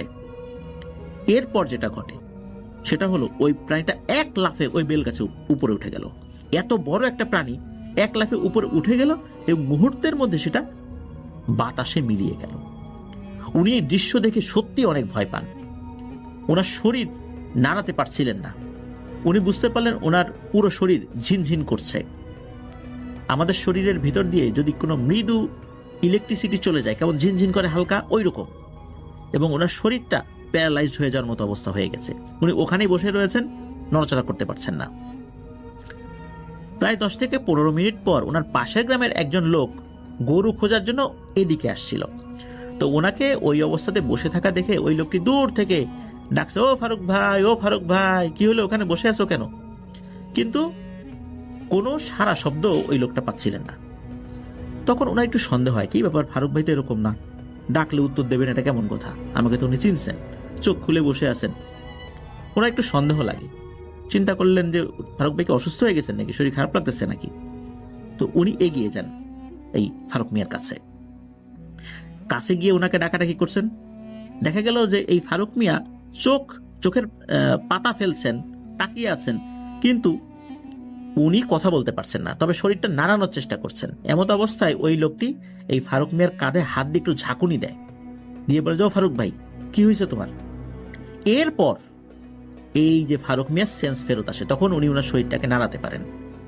উনি বারবার বেলগাছটির দিকে তাকান এবং হাত দিয়ে বলেন, ইশারা করে বলেন যে, হায় আল্লাহ, এটা কি দেখলাম আমি, এটা কি দেখলাম, আমি মনে হয় বাঁচবো না রে, এ কি দেখলাম আমি। তখন ওই পাশের লোকটি বুঝতে পেরেছিলেন যে এই ফারুক মিয়ার সাথে প্যারানরমাল কোনো ঘটনা ঘটেছে। কারণ এখানে অনেকেই আসলে এই প্যারানরমাল ঘটনা দেখে ভয় পেয়েছেন, এমন নজির তো বহুত আছে। ওই লোকটি কি করেছেন, দ্রুত ওই পাশের ছড়া বা নদী থেকে একটা বোতলে পানি এনেছেন। ওখানে কিন্তু ওই ছোটখাটো ওই যে পানির বোতল, যেই ওয়ান টাইম বোতলগুলো থাকে না, আমরা যে পানিগুলো খাই, তো ওরকম পানির বোতল কিন্তু ছড়িয়ে ছিটিয়ে থাকে, অনেকে আসেন আর কি ওখানে। তো ওরকম একটা পরিষ্কার বোতলে ওই ছড়া থেকে একটু পানি ভরে নিয়ে আসছেন, নিয়ে এসে কিছু সূরা পরে এই ফারুক মিয়ার মাথায় দিয়েছেন এবং কিছুটা পানি ওনাকে খাইয়ে দিয়েছেন। এরপর মোটামুটি আধা ঘন্টা পর ফারুক ভাই উনি চলাফেরা করতে সক্ষম হন। আর ওই লোকটি বলেন যে, ফারুক ভাই চলো, তোমাকে বাইরে দিয়ে আসি, তোমার শরীরটা ভালো না। তখন এই ফারুক মিয়া বলেন যে, না, আমার গরুগুলোর তো এখনো খাওয়া শেষ হয় নাই, আস্তে আস্তে ঠিক হয়ে যাব, আসলে ভয় পাইছি তো। আর কি দেখে ভয় পেয়েছেন, কি হয়েছে, সবকিছু কিন্তু ওই লোকটাকে বলেন। এবং ওই লোকটাকে বলেন যে, তুমি চলে যাও, তুমি তোমার গরু খোঁজো, আমি আমার সময় মতো আমার গরুগুলোকে নিয়ে বাসায় চলে যাব। এরই মধ্যে বিকাল হয়ে যায়। এই সময়ের মধ্যে কিন্তু এই যে ফারুক মিয়া, উনি অন্য কোনো ভয়ঙ্কর ঘটনা কিন্তু দেখেন নাই, বা তার সাথে কোনো ভয়ঙ্কর ঘটনা ঘটে নাই, কোনো প্যারানরমাল কিছু ওনার চোখে পড়ে নাই। তো ফারুক মিয়া ওনার গরুগুলোকে একত্র করে বাড়ির উদ্দেশ্যে রওনা দিয়েছেন। তো উনি যখন বাড়ির কাছাকাছি আসেন, তখন কিন্তু এই যে আমাদের ওয়াদুদ ভাই যিনি ঘটনা পাঠিয়েছেন আর কি, ওনারা কিন্তু মাঠে ফুটবল খেলছিলেন। ওনারা দেখছিলেন যে এই যে যিনি ফারুক ভাই, উনি গরু নিয়ে বাড়িতে যাচ্ছেন। মূলত মাঠের পাশ দিয়েই ওনার বাড়িতে যাওয়ার রাস্তা ছিল, আর ওই মাঠের পাশ দিয়ে ওই পাহাড়েও যাওয়ার রাস্তা। তো ওই পাহাড় থেকে কেউ আসলে মাঠের সবারই নজর পড়তো যে কে আসছে, কে যাচ্ছে। আর তাছাড়া ওই বিকাল সময় রাস্তার পাশে বসে অনেকেই ফুটবল খেলা দেখতো, তাই পাহাড় থেকে কেউ বাড়িতে ফিরলে খুব সহজেই সবার চোখে পড়তো। উনি মাগরিবের 10 থেকে 15 মিনিট পূর্বে বাড়িতে গিয়ে উঠেছিলেন। মূলত মাঠ থেকে 3-4 মিনিট এগুলোই ওনার বাড়ি। উনি চলে যাওয়ার কিছুটা সময় পরেই মসজিদের মাইকে ফু দেওয়ার একটা শব্দ হয়। অনেক সময় আজানের আগে টং টং শব্দ করে ফু দেয়, যে মাইক্রোফোনটা ঠিক আছে কিনা। তো সবাই ভেবেছেন এখন মাগরিবের আজান দেবে, কারণ সময়ও হয়ে গিয়েছিল, কিন্তু না। সবাইকে অবাক করে দিয়ে মাগরিবের আজানের পরিবর্তে একটি মৃত্যুর সংবাদ অ্যানাউন্সমেন্ট করা হয়। আর কার মৃত্যুর সংবাদ? এই যে ফারুক ভাইয়ের মৃত্যুর সংবাদ। মাঠে যারা ছিলেন তারা বলেন, আরে মাত্রই না ফারুক ভাই দিব্যি হেঁটে গরু নিয়ে বাড়িতে গেলেন, কি হলো এত তাড়াতাড়ি? সবাই মিলে দৌড়ে এই ফারুক ভাইয়ের বাড়ির দিকে যাওয়া শুরু করলেন। এবং তখন আমাদের এই ওয়াদুদ ভাই, উনিও কিন্তু যাচ্ছিলেন যে ফারুক ভাই কি হলো, সুস্থ মানুষ আমাদের সামনে দিয়ে হেঁটে গেল। বাড়িতে যাওয়ার পর সকলেই দেখলেন যে ফারুক ভাই একটি বিছানায় শুয়ে আছেন। স্থানীয় একজন পল্লী চিকিৎসক বারবার তাকে চেক করে দেখছেন যে উনি মারা গিয়েছেন কিনা। কারণ আসলে বিশ্বাসই হচ্ছিল না, মাত্র হেঁটে চলে গেল একটা মানুষ কয়েক মিনিটের ব্যবধানে মারা গেল। ওনার স্ত্রী সবাইকে বলছিলেন যে অন্যদিন বাড়িতে এসে উনি গরুগুলোকে গোয়াল ঘরে বেঁধে রেখে পুকুরে গোসল করে দুপুরের খাবার খায় সন্ধ্যার দিকে, এরপর উনি বিছানায় বিশ্রাম নিতেন। আর এই দেরিতে খাবার খাওয়ার কারণে ওনার কিন্তু গ্যাস্ট্রিকের সমস্যা হয়ে গিয়েছিল। উনি আজকে গরুগুলোকে গোয়াল ঘরে বাঁধেন নাই, গোসলও করেন নাই, ঘরে এসেই বিছানায় শুয়ে পড়েছেন। ওর স্ত্রীকে বলেন বুকে খুব ব্যথা করছে। যেহেতু অবেলায় খাবার খাওয়ার কারণে ওনার আগে থেকে গ্যাস্ট্রিকের একটা সমস্যা ছিল, ওনার স্ত্রী ভাবলেন যে সারাদিন না খেয়ে থাকার কারণে হয়তোবা এই গ্যাস্ট্রিকের ব্যথাটা বেড়ে গেছে। উনি তাড়াতাড়ি তরকারি গরম করা শুরু করেন ভাত দেওয়ার জন্য। ওনার স্ত্রী চুলায় তরকারি গরম বসিয়ে এসে দেখেন যে এই 2-3 মিনিটের মধ্যে ওনার স্বামী অনেকটা নরম হয়ে গিয়েছে, মানে শরীরটা নরম হয়ে গিয়েছেন, কোনো কথা বলছেন না, আবার ঘুমিয়ে আছেন। কিন্তু ঘুমিয়ে গেলে যে মানুষের একটা শ্বাস প্রশ্বাসের শব্দ হয় এরকমটাও হচ্ছে না। তো ওনার স্ত্রী নাকের কাছে হাত দিয়ে দেখেন যে ওনার স্বামীর কোনো শ্বাস প্রশ্বাস চলছে না। তারপর সবাইকে ডেকে নিয়ে আসেন। এরই মধ্যে পাশের বাড়ির একজন পল্লী চিকিৎসক, ওনাকেও ডেকে নিয়ে আসা হয়। কিন্তু উনি এসে দেখলেন যে উনি মারা গেছেন। আর তখনই মূলত এই মসজিদে অ্যানাউন্সমেন্টটা হয়। মাত্র কয়েক মিনিটের ব্যবধানেই এই ঘটনাটা ঘটে যায়। আর অ্যানাউন্সমেন্ট হওয়ার পর তো লোকজন সবাই চলে আসে। এই লোকজন আসার পর এই উপস্থিত লোকগুলোর মধ্যে ওই ব্যক্তিটাও ছিল যিনি এই ফারুক ভাইকে ওই যে বেলগাছের নিচে অবশ অবস্থায় পড়ে থাকতে দেখেছিলেন, উনিও ছিলেন। তো উনি তখন সকলকে বলেন এই ঘটনা ঘটছে আজকে দুপুরবেলা। উনি তো খুব ভয় পাইছিলেন। তখন সবাই বলেন যে আসলে উনি ভয় পেয়েই মারা গেছেন। উনি মারা যাওয়ার প্রায় 2 থেকে 3 মাস পর ওনার স্ত্রী একটা স্বপ্ন দেখেন। স্বপ্নের মধ্যে উনি দেখেন ধোঁয়া উঠছে, সাদা ধোঁয়া। এই ধোঁয়ার মধ্যে 2টি চোখ দেখা যাচ্ছে, লাল টকটকে চোখ। আর ওইখান থেকে ভয়ঙ্কর শব্দে তাকে উদ্দেশ্য করে কিছু বলা হচ্ছে। এমন ভাবে বলা হচ্ছিল যে তোরা যদি বাঁচতে চাস তাহলে 7টি গরু জবাই করে এতিম মিসকিনদের মধ্যে খাইয়ে দিস, তা না হলে তোদের সামনে খুবই বিপদ। এই স্বপ্ন দেখার পর উনি ওনার ছেলেদের সাথে বিষয়টি শেয়ার করলে কেউ পাত্তাই দেয়নি। সবাই বলে স্বপ্ন তো স্বপ্নই, আর স্বপ্ন সত্যি হলো আমরা এত টাকা পয়সা পাবো কই যে 7টা গরু দিয়ে আমরা সিন্নি করে খাওয়াবো। এই স্বপ্ন দেখার 15 থেকে 20 দিন পরে ওনার স্ত্রী এই সিলেট হাইওয়ে যে রোডটা রয়েছে এইটা পার হতে গিয়ে রোড অ্যাক্সিডেন্ট করে মারা যান। এরপর ফারুক মিয়ার এক ছোট ভাই ছিল। এই ছোট ভাইয়ের ওয়াইফও উনি একই স্বপ্ন দেখেন যে ধোঁয়ার মধ্যে থেকে কেউ একজন বলছে যে ওকে তো আমি বুকের উপর পা দিয়েই মেরে ফেলেছি, আর ওর বউকেও ধাক্কা দিয়ে গাড়ির নিচে ফেলে দিয়েছি, এবার তোকে পানিতে চুবিয়ে মারবো, এবার তোর পালা। এই স্বপ্ন দেখার পর ওনারা কিন্তু নড়েচড়ে বসেন যে এটা তো দেরি করা যাবে না। যেই ভুলটা ফারুক মিয়ার ছেলেরা করেছিল, এখন ফারুক মিয়ার ভাইয়ের বউ এই স্বপ্ন দেখেছেন, বিষয়টা তো স্বাভাবিক না। তখন ওনারা পরের দিনই একজন নাম করা পীর সাহেবের কাছে যান। ওই পীর সাহেবের বাড়ি ছিল কুমিল্লার কোন একটা জায়গায়। তো ওই পীর সাহেব সব ঘটনা শুনে বলেন, আচ্ছা দেখি, আমাকে কয়েকটা ঘন্টা সময় দেন, আমি একটু খোঁজ খবর নেই। আর আপনারা যেহেতু আমার বাড়িতে আসছেন, রেস্ট করেন, 4-5 ঘন্টা পর আমি আপনাদের সাথে কথা বলবো ইনশাল্লাহ। 4-5 ঘন্টা পর ওই পীর সাহেব ওনাদেরকে ডাকেন এবং বলেন যে সর্বনাশ হয়ে গেছে, অনেক দেরি হয়ে গেছে, আর দেরি করা যাবে না। আমি যদিও বা কারো বাসায় ওইভাবে যাওয়ার সুযোগ পাই না, কিন্তু আপনাদের বাড়িতে যেতেই হবে, তা না হলে আপনাদের সকলের মৃত্যু অনিবার্য। পীর সাহেবের মুখে ভয়ঙ্কর এক ভয়ের ছাপ দেখা যায়। উনি বলে যে দ্রুত চলেন, আর 1 মুহূর্ত দেরি করা যাবে না, আজকে রাত্রেই কোন একটা ঘটনা ঘটে যেতে পারে অন্য কারোর সাথে, আপনাদের পরিবারে। ওনারা তো দ্রুত রওনা দিয়েছেন।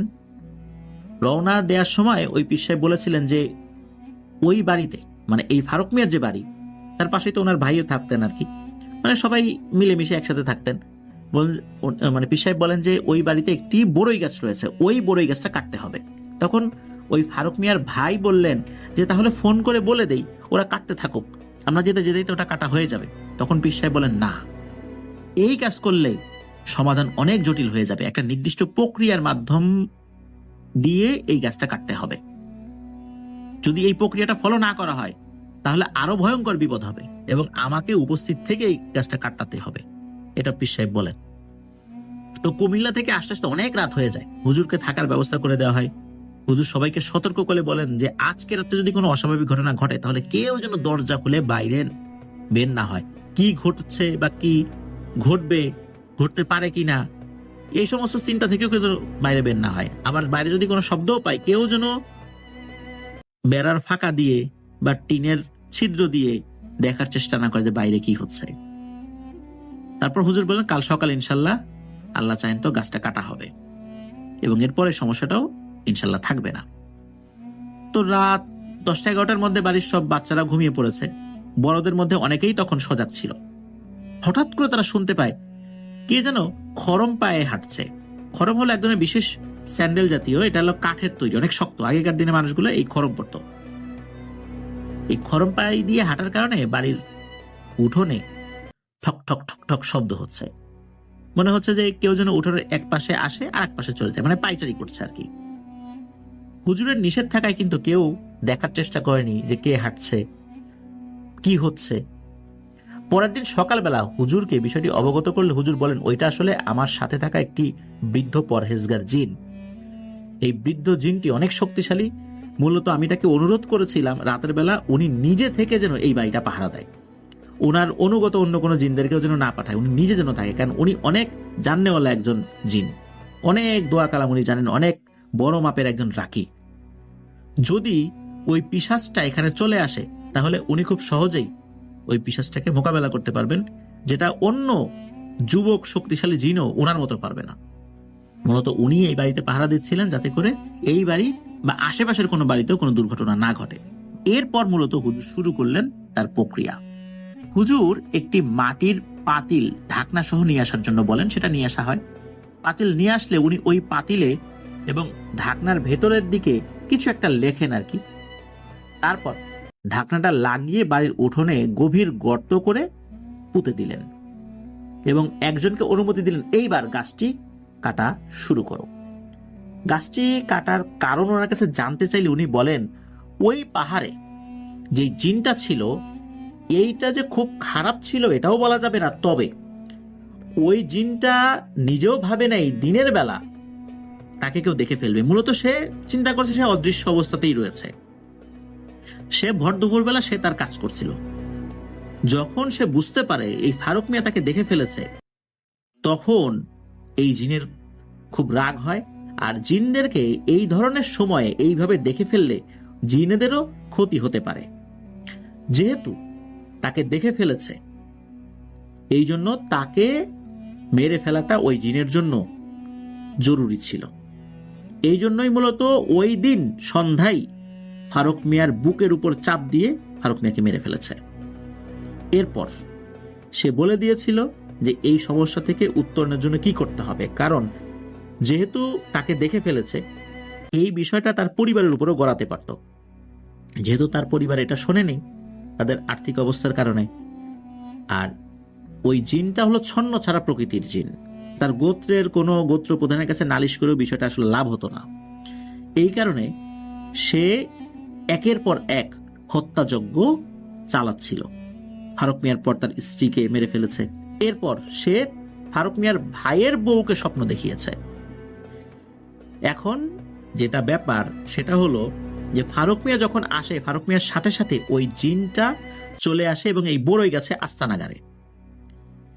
সে কিন্তু এখন এখানেই রয়েছে, সে এখন আর পাহাড়ে থাকে না, ওই বেল গাছ ছেড়ে সে এখন এখানে এসেছে। মূলত এই বেল গাছটি কাটার পর তার আস্তানা নষ্ট হয়ে যাবে। আর জিনেরা যদি কোথাও একবার আস্তানাগারে সেখান থেকে সরে যেতে চায় না, সেখানকার মায়া ত্যাগ করতে পারে না। যদি কখনো সেখান থেকে চলেও যায় ওই মায়ার কারণে আবার তারা ফিরে ফিরে আসে। যদি এই জিনিসটাকে আমি স্থায়ীভাবে এখান থেকে বিতাড়িত না করি তাহলে এই বড়ই গাছে সে আবারও ফেরত আসতে পারে যদি এই বড়ই গাছটা না কাটি। তাই একটা বিশেষ প্রক্রিয়ায় বড়ই গাছটি কাটতে হবে। এই জন্যই বড়ই গাছটি কাটা হলো। ইনশাল্লাহ ওই জিনটা আর এখানে আসবে না, আমি যেই প্রক্রিয়া করে দিয়েছি ওই জিনটা আর এখানে আসতে পারবে না এবং এই পরিবারের আর কোনো সমস্যা হবে না। আর আমার তরফ থেকে যেটা করার দরকার আমি সেটা পরবর্তীতে করব। সত্যি এরপরে ওই পরিবারের আর কোনো সমস্যা আল্লাহর রহমতে হয়নি। হুজুর পরবর্তীতে কোন প্রক্রিয়ায় ওই জিনটাকে প্রতিহত করেছিলেন, জিনটা যেন ওই পরিবার আর কোনো সদস্যকে আঘাত না করে, এটা অবশ্য জানা যায় নাই। তো এটি ছিল ঘটনা।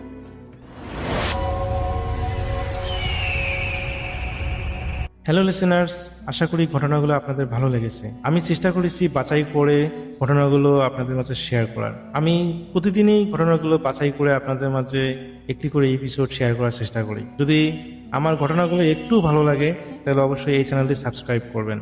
আর